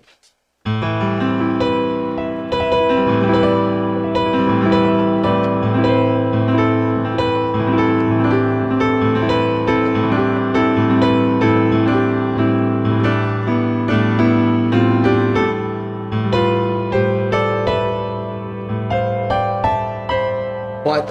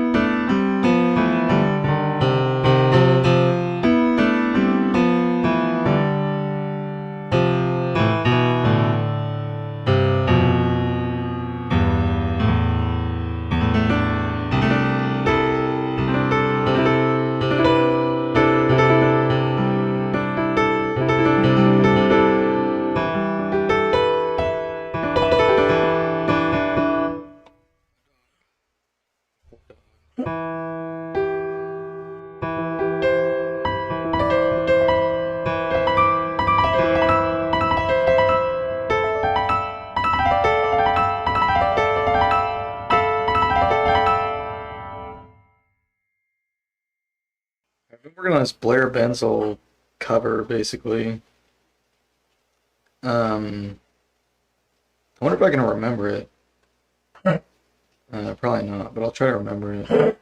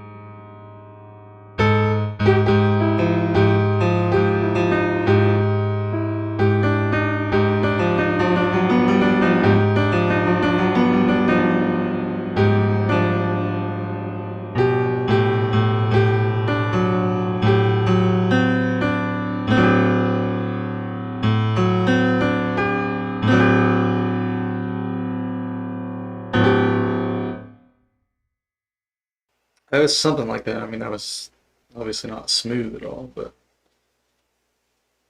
I think it's coming back to me. I'll try to smooth it out a little bit, and then I'll check the video. Which actually, it's a Stephen Weigel transcribed it. Yeah. And Blair played this in Bose and K, but I'm learning it in this Mothra layout.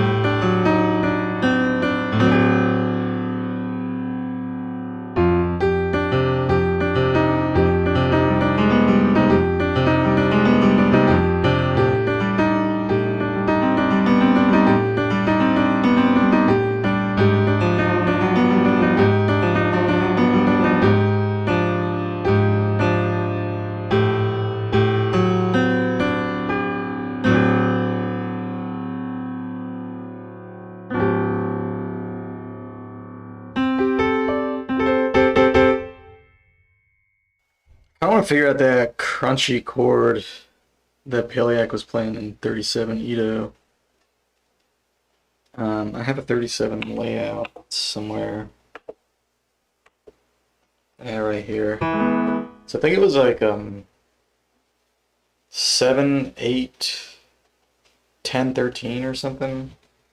So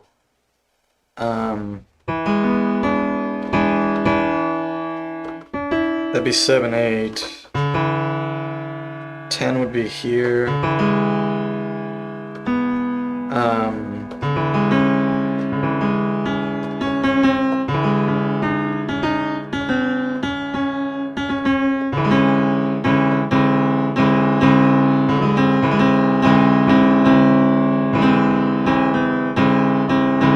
It's gotta be that, right?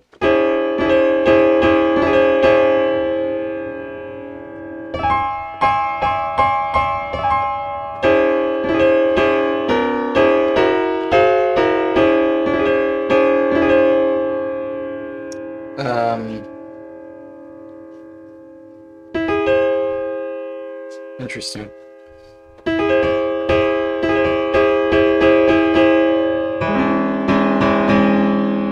Sounds cool like that as well.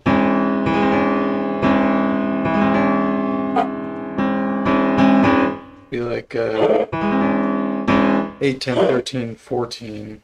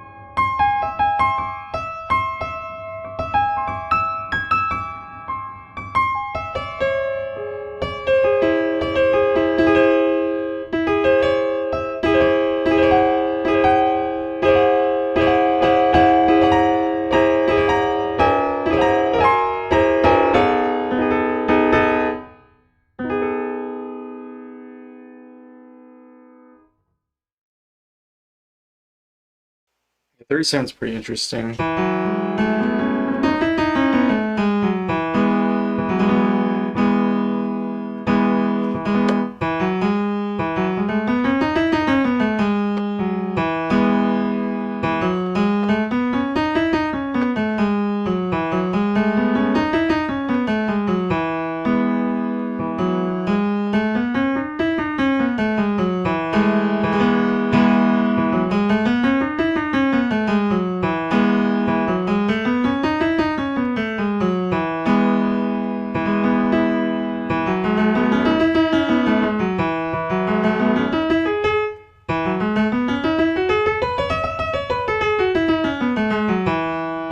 Actually, I was arguing with somebody earlier about 30, 31 having ultra major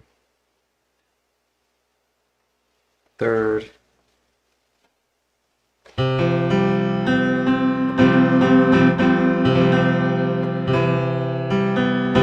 I think it does not. They were like saying this is a diatonic scale.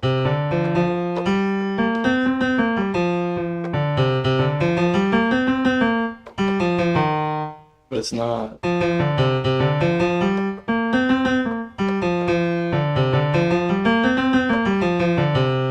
To me, that's a quasi-pentatonic.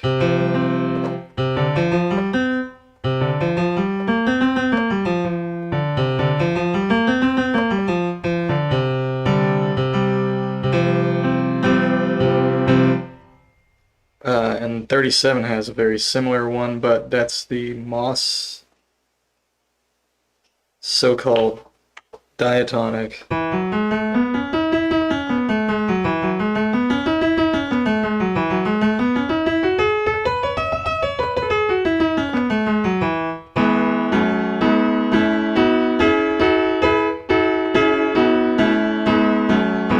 Honestly, it's more believable than 37 Ito 1. 37, I mean the 31 Ito, yeah, more believable than the 31 Ito 1.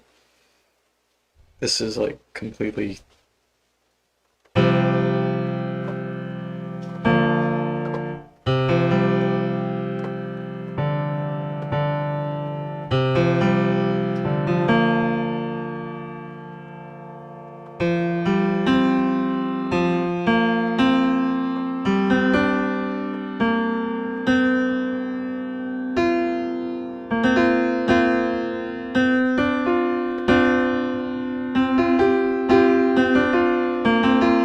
Doesn't even resemble, it like doesn't even have the same contour as like diatonic. So I just feel like there's no...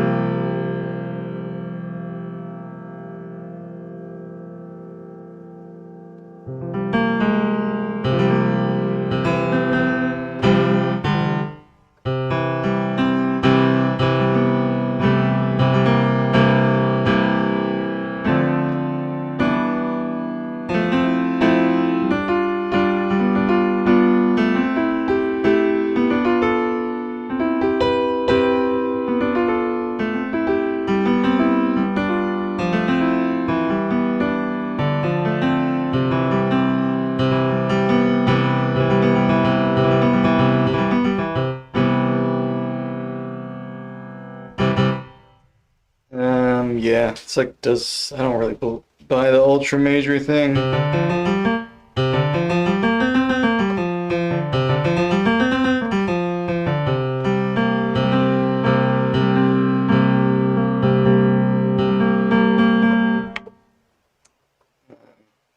Let's see.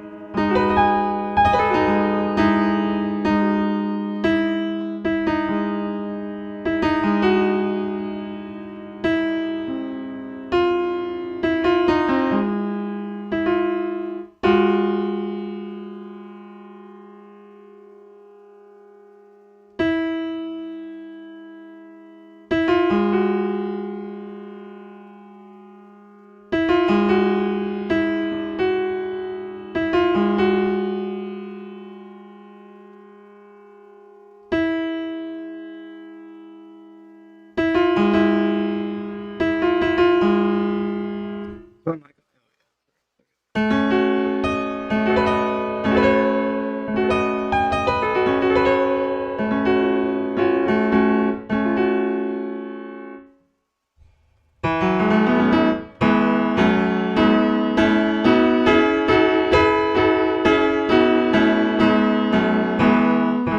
Your hair is so crazy. Yeah, that's cool. Hey man, at least you have hair.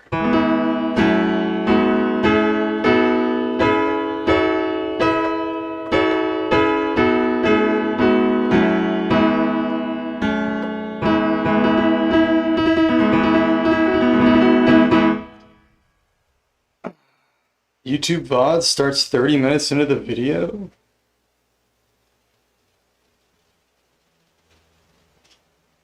What? Maybe it'll fix once it's uploaded.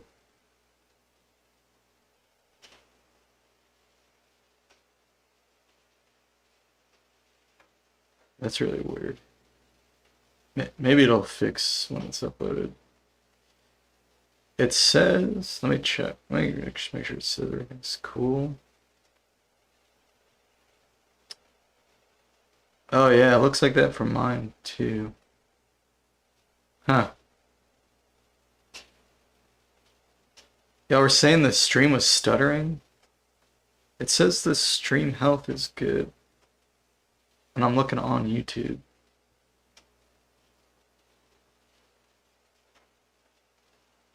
And I was getting comments before that. Yeah, I think it'll fix itself. Hopefully.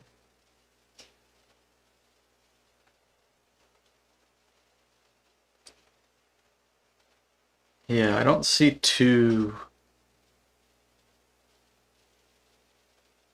videos or anything. I thought there were gonna be more questions, honestly. It's kind of surprised.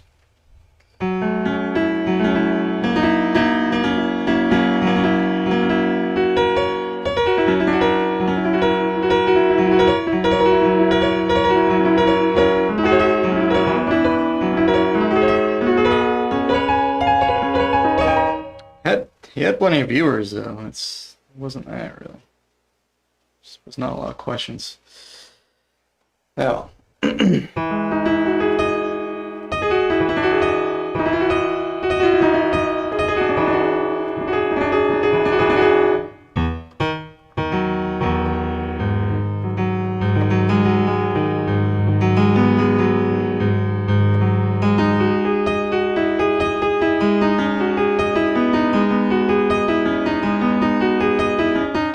Yeah, I found that chord you were talking about that.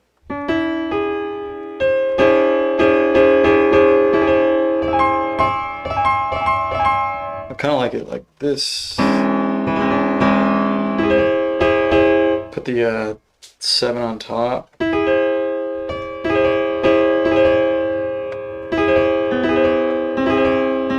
Wonder what other inversions you can do with that.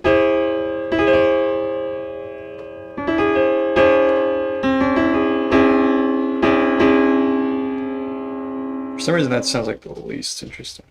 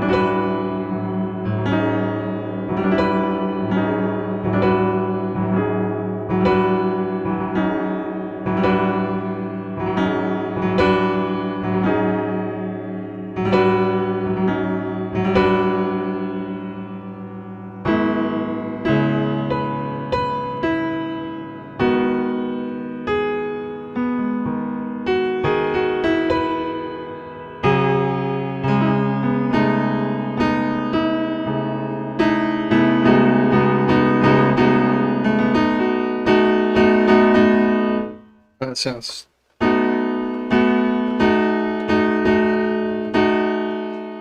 Sounds kind of decent.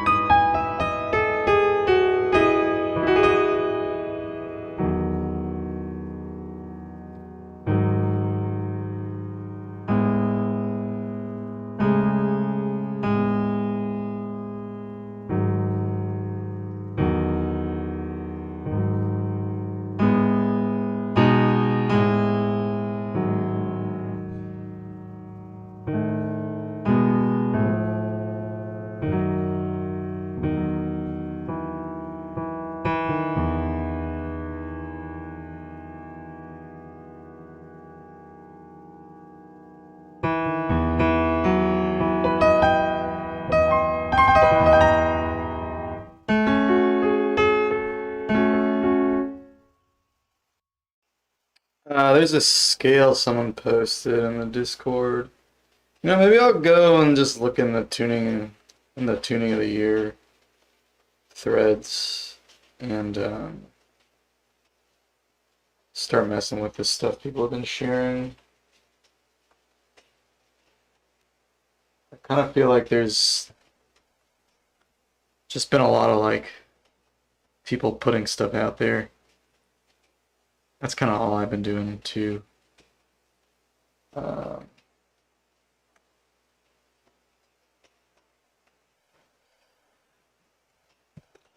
So yeah, just be good to See what everybody else has been thinking about. Okay. 37, 8, 10, 11, 13. Sounds super buzzy and neat. That's really similar to what I was just playing with.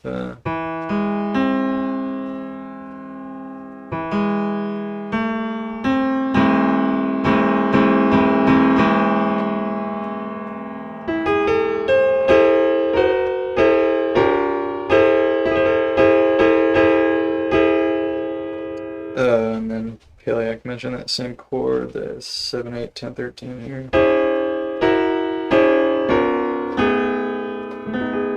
So that sounds cool.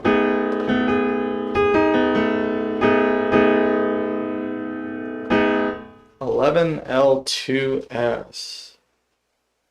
11L2S. How does that work?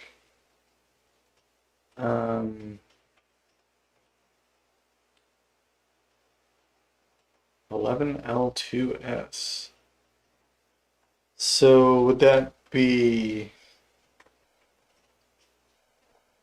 3? Would 11 be 3? And 2 would be, and the S would be 2? So if it's that, then 11 couldn't be 4. It couldn't, yeah, it has to be that. Because if it was 2, you'd only have 22 steps left. So, I mean, you'd have 15 steps left. So they would be big. So it has to be, L has to be 3, and the S has to be 2. But what order do they go in? I guess it's like 3, 3. I guess it's like 6 threes in S, and then 5 threes and then S. Kind of has to be. And then just like modes of that. So what's 3 steps on here?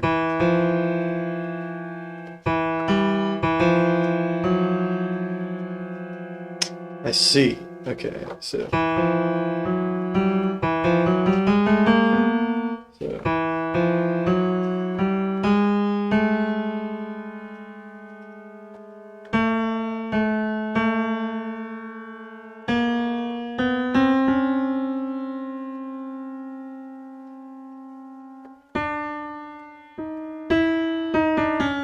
Okay, I kind of get it. So.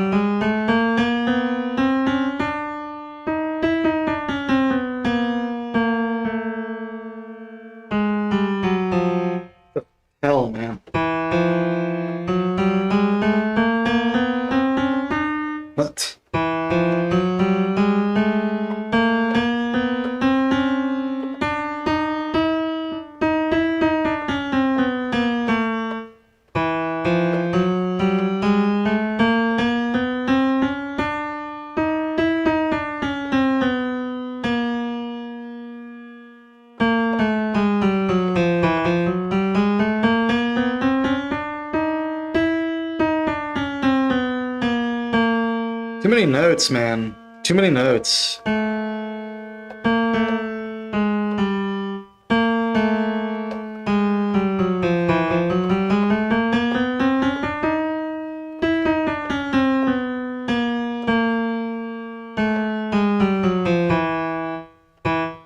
Someone should have taught you restraint, guy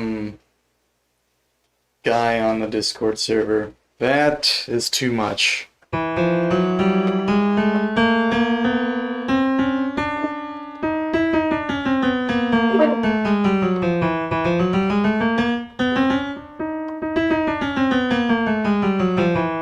That's fine. What do you do with this? So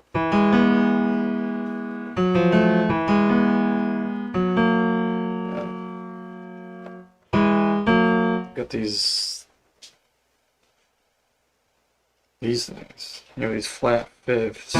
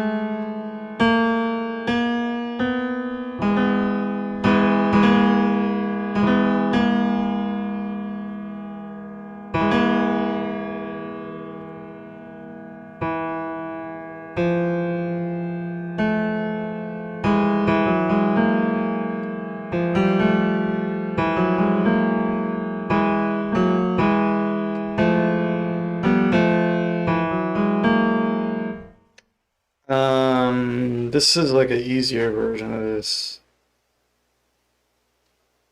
If you do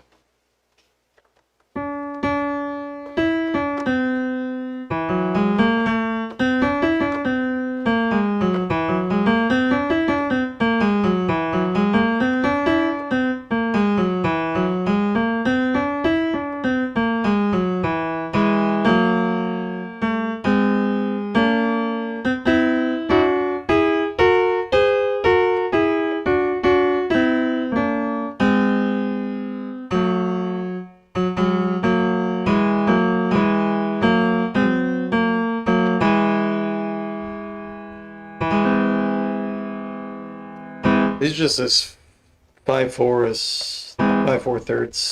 stacked on top of each other. It's just like a augmented scale.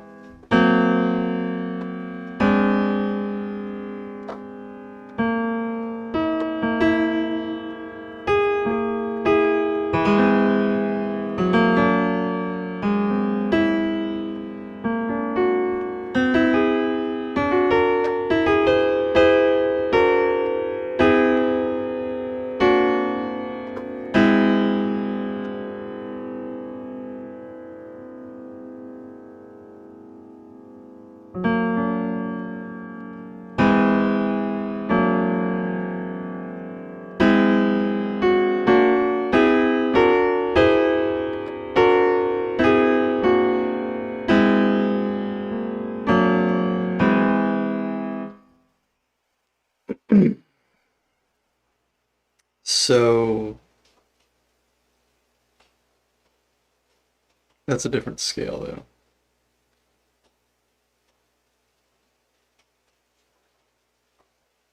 This one's kind of like if you took that and then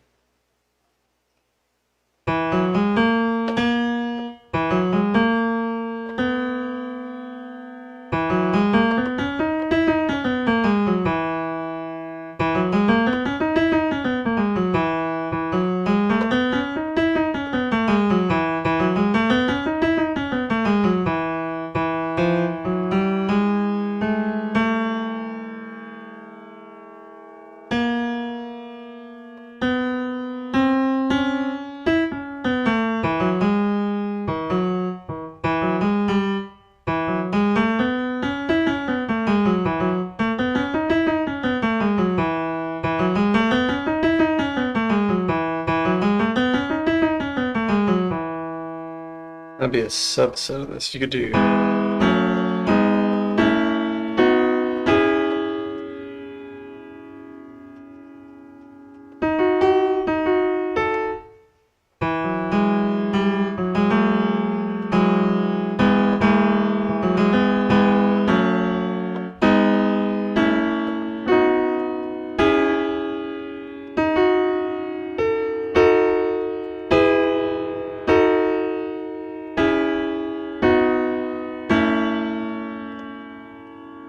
Okay.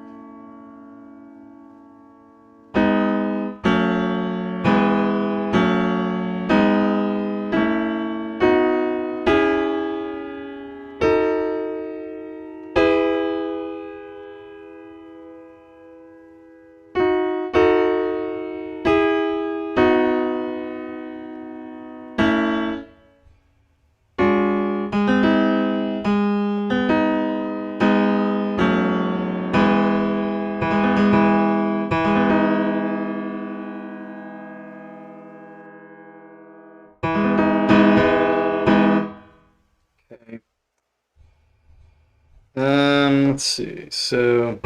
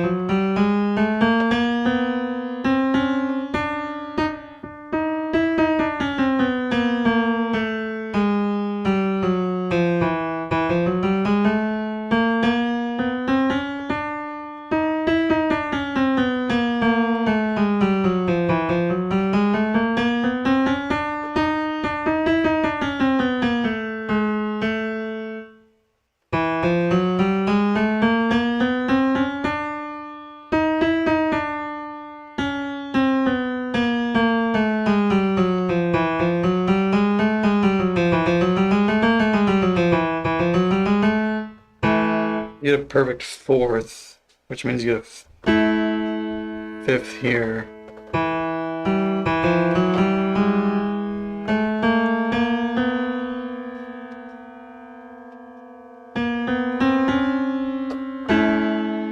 So you have this and this. And this.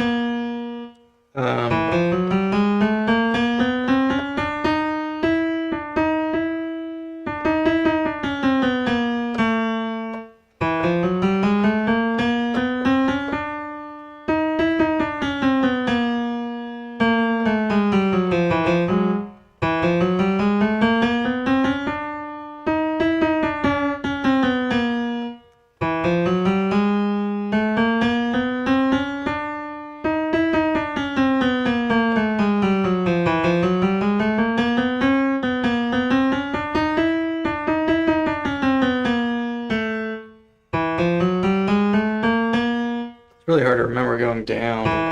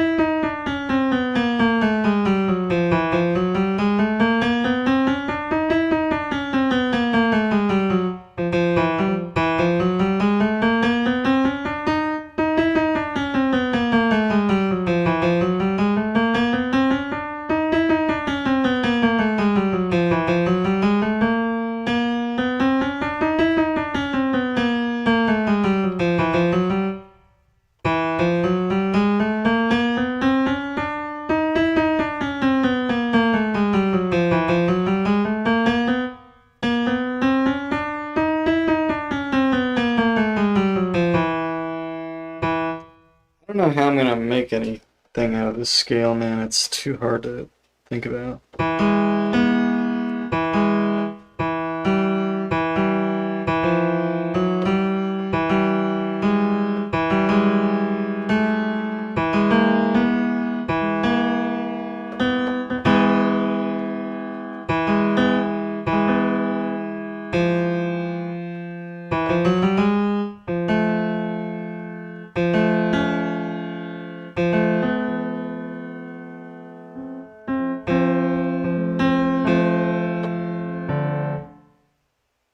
No, whatever.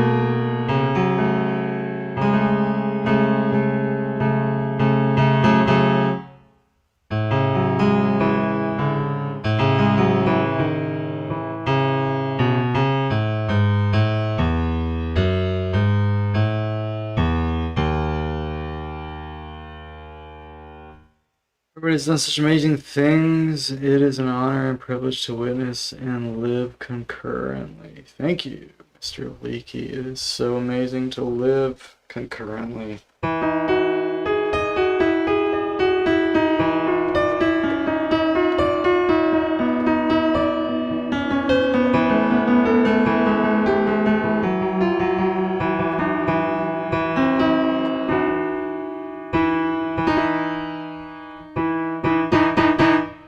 We live, we breathe, we live at the same time, we breathe the same air, we're made of the same meat products. We shop at the same grocery store. We live in the same house. We deliver the same pizzas. I'm hungry. Why am I so hungry, man?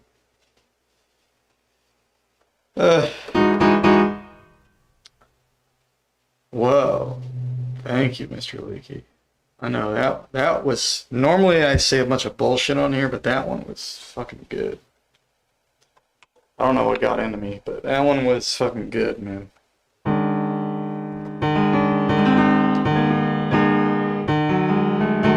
It's still 37?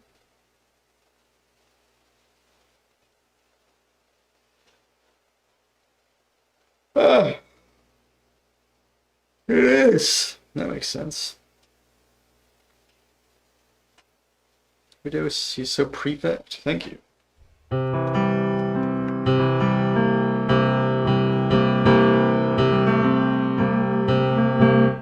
Thanks a lot, man.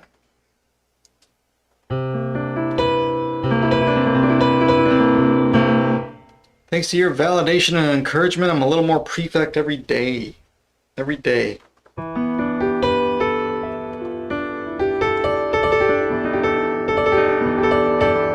I get one step closer to God's good graces.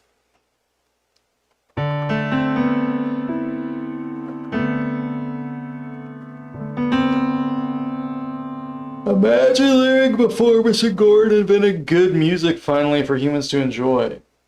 Oh, what a sad state of affairs that was.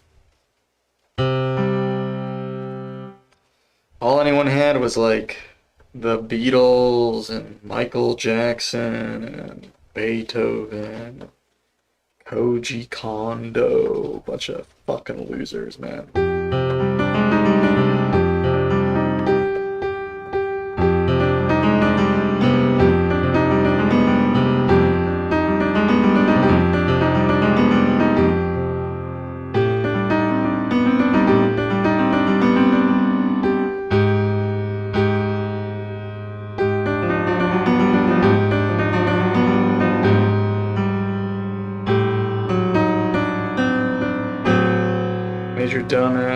That's right.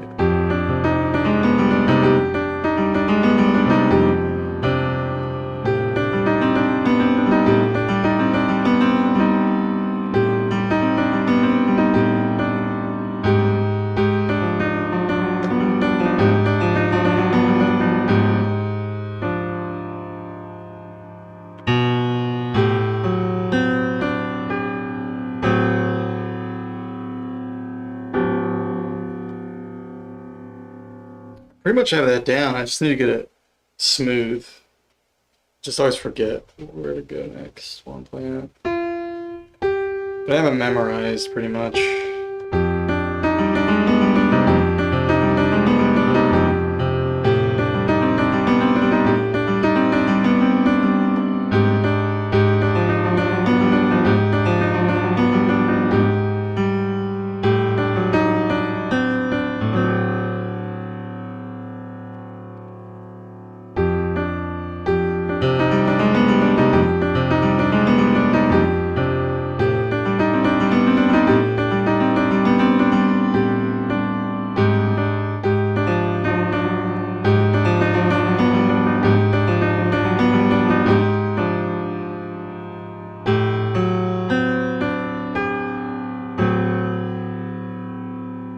Keep forgetting where to go there. I think it's cool that Blair, that was like one of Blair's first things that she put out in 31. And I think it's cool that she went straight to the minor keys. Went straight to C minor.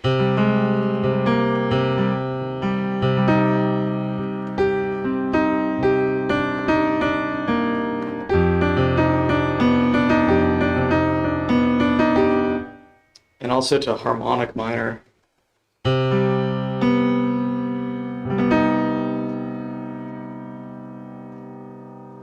Because actually the major 7th in 31 is a little flatter. So it's kind of like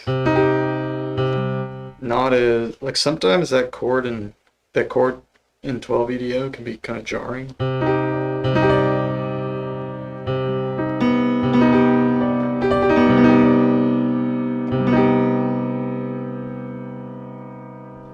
In 31 it's kind of interesting. Feels a little more subdued.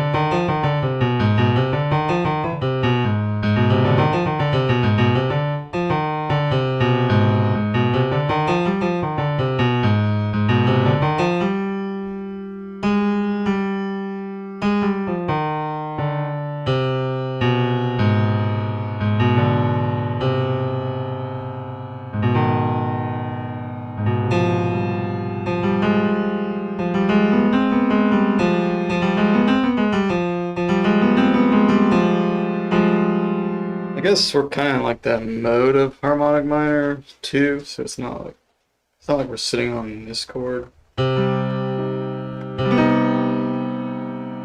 It's just like using this in over this chord.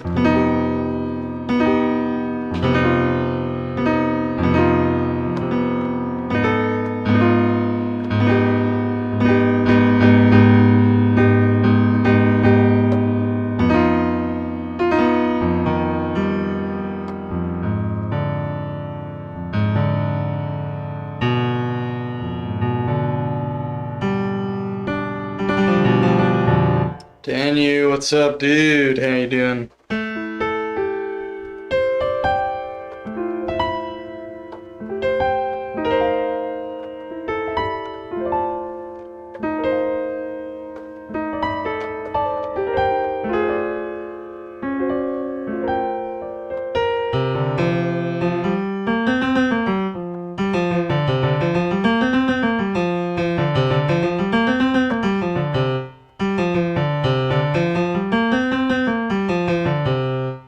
That's the quasi-pentatonic, but what would be the best root scale for that? Would it actually be this? I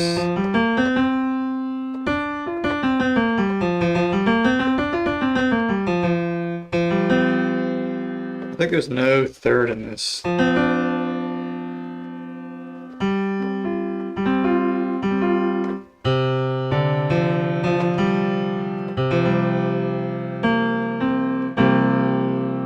It's actually kind of pretty similar to Mothra.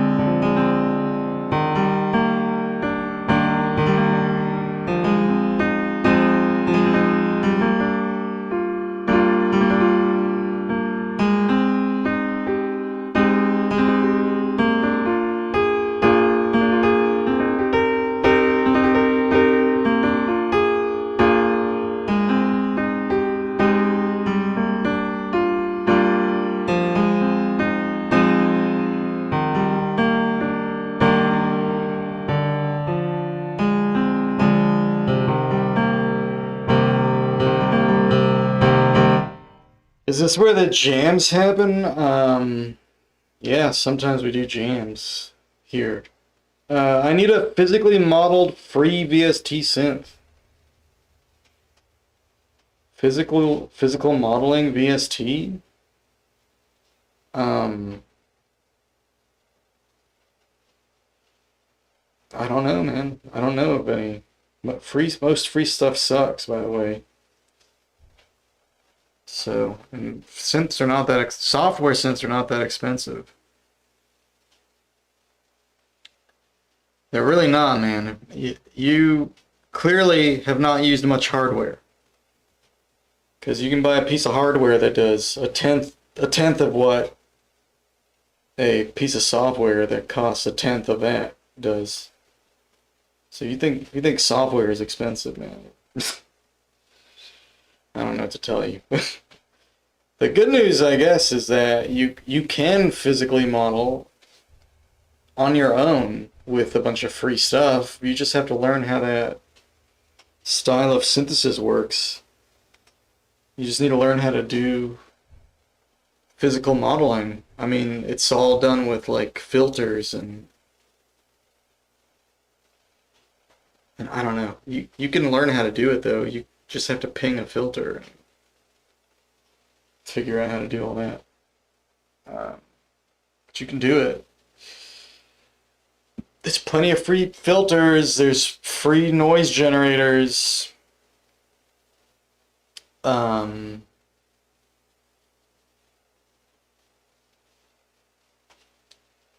Hey, Zebra is free right now. Zebra is free right now. It has a modal synthesizer. It's still in public beta, so you can use Zebra 3. At least for now.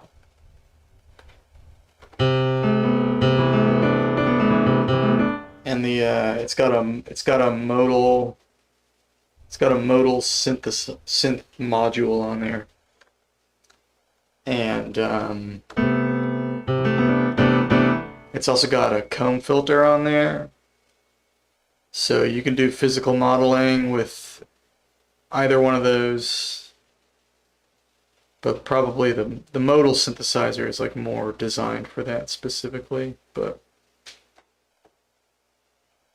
oh, Vital's free and it has a comb filter.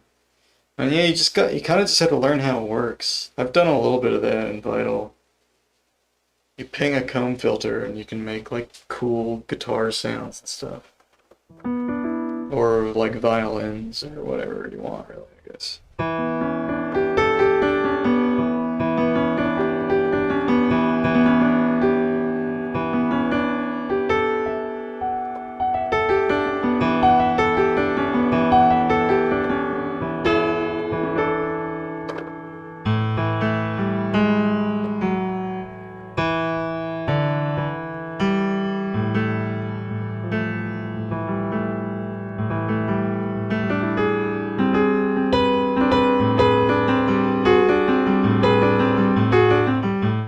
Wavetable based, not physically model. Yeah, but physical modeling is just.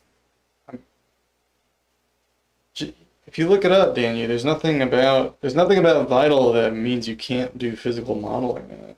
You just need a comb filter. I'm not saying it's going to do everything you want it to do, but you can do a lot with just a comb filter. I can't remember how to do it. If I could remember off the top of my head, I'd show you something. But I have done it. It's not that hard to set up. I've done it in Vital. I've done physical modeling in Vital. And you don't even have to use the wavetables either. I think I use the noise generator. And I pinged the filter with the noise generator and made a guitar sound. Comb filters cannot do inharmonic idiophones, can they? I don't know what that means, so I don't know how to answer that question. I don't know, man.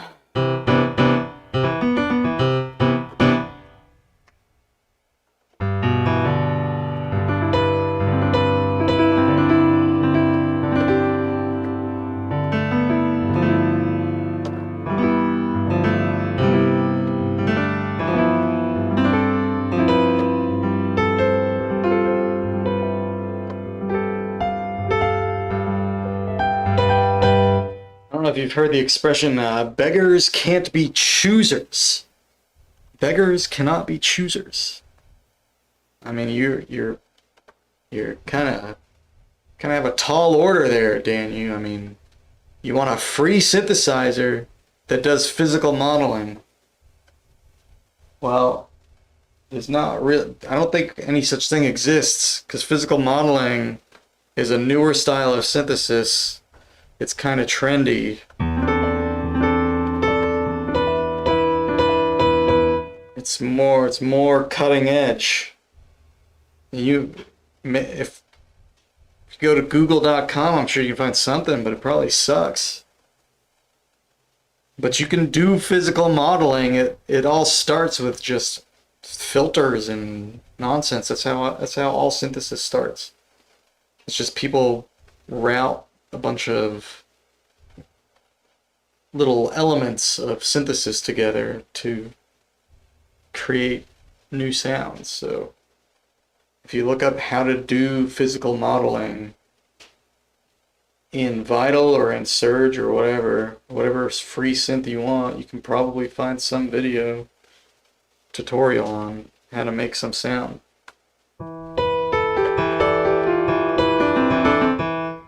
Actually, Davey would probably know if there is one. Davey knows all the plugins, so.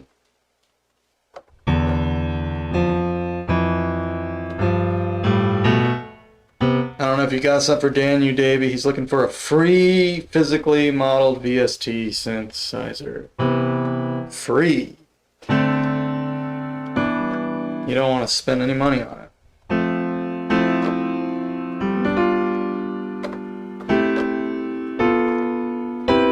Which is fine with me, don't. But you gotta learn. If you're not gonna spend money, you gotta be willing to learn something. You gotta learn how to do it on your own.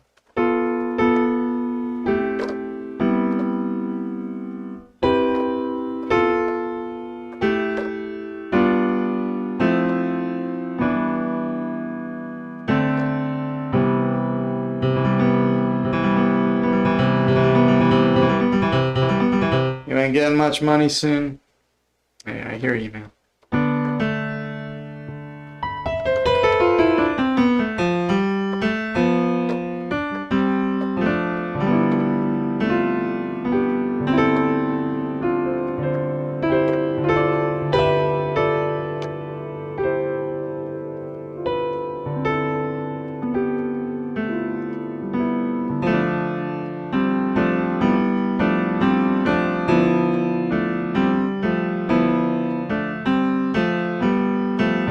Pure data. There you go.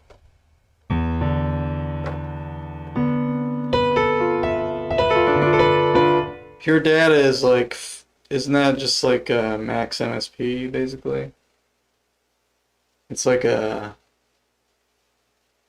virtual modular coding environment basically. And you can set up all kinds of crazy patches and stuff. If you have the patience to learn it.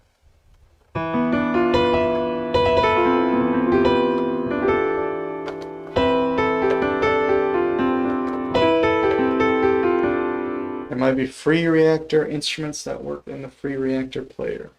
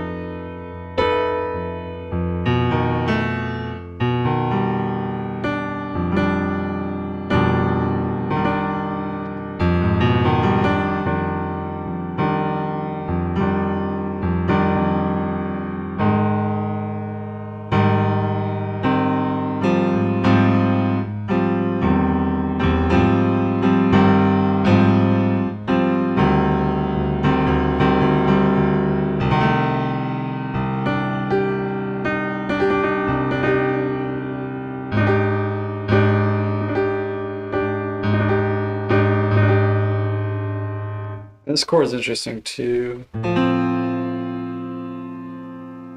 It's like in that song it goes. Notice this.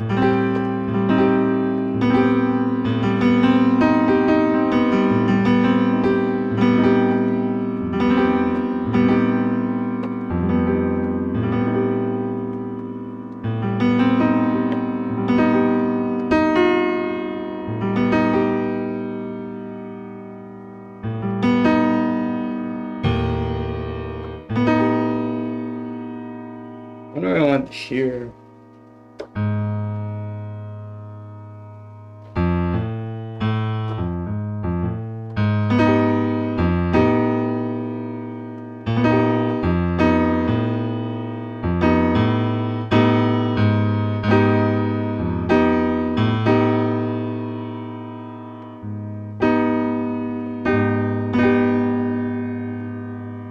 Like, what would it have sounded like if you went to the other one?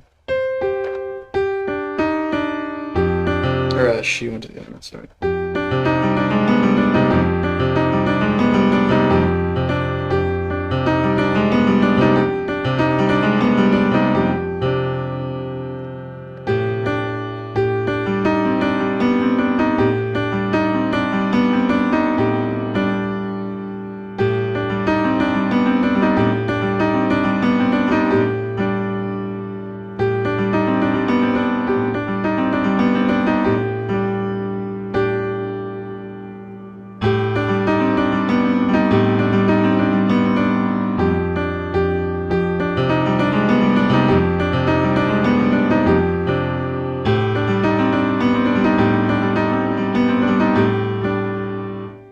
Does not sound as good, I'll tell you that.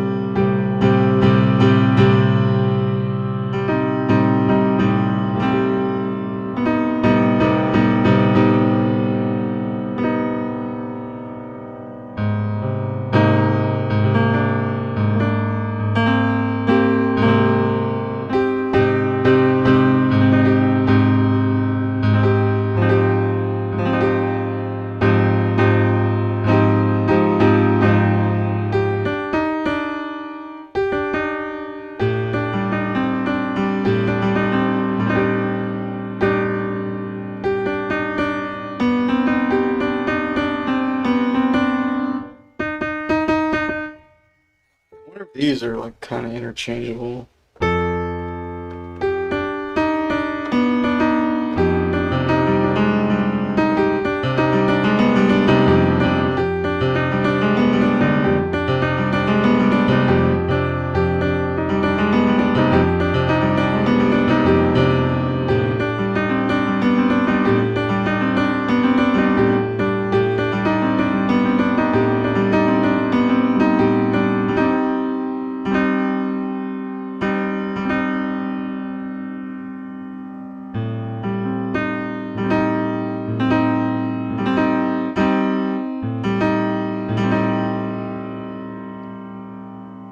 I think this chord is like this.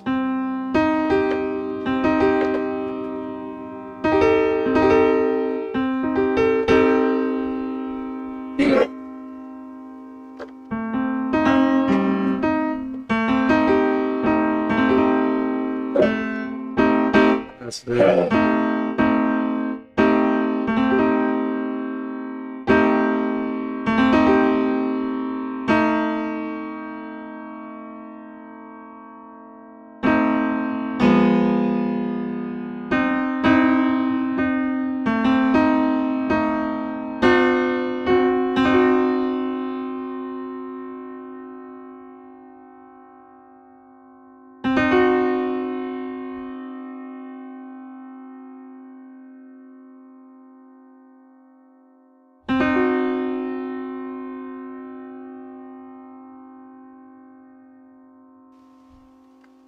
So it's C, E sesquiflat, G sesquiflat.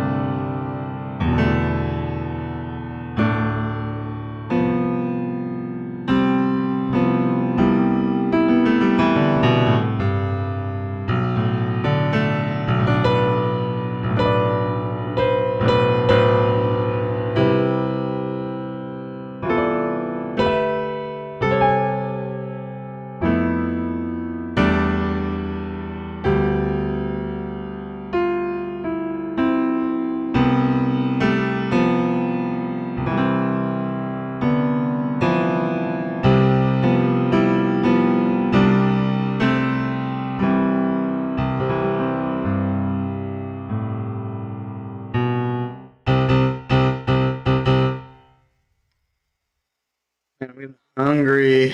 Hmm. I'm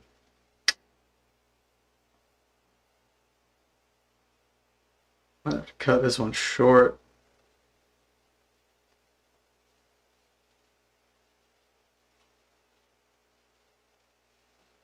Damn, it's kind of early though. Um,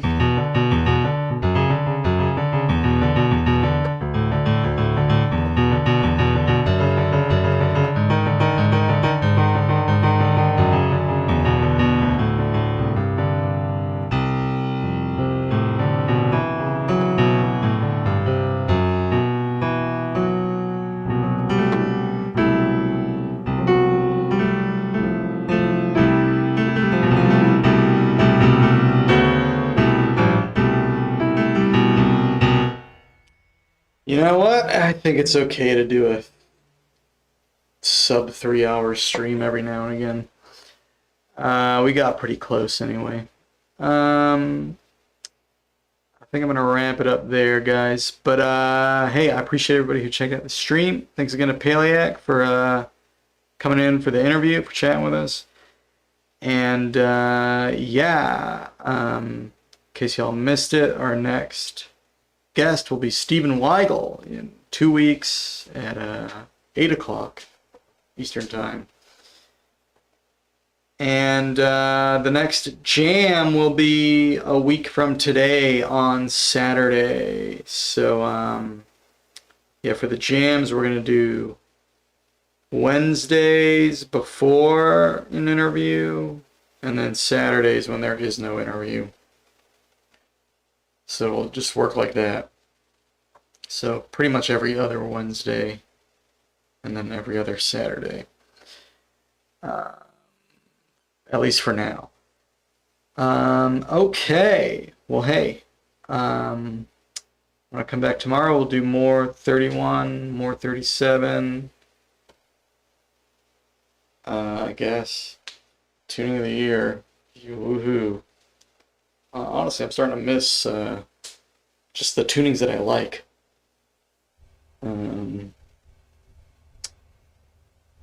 So maybe I'll look at those a little bit too. But who knows? All right. See you guys next time. Have a good one.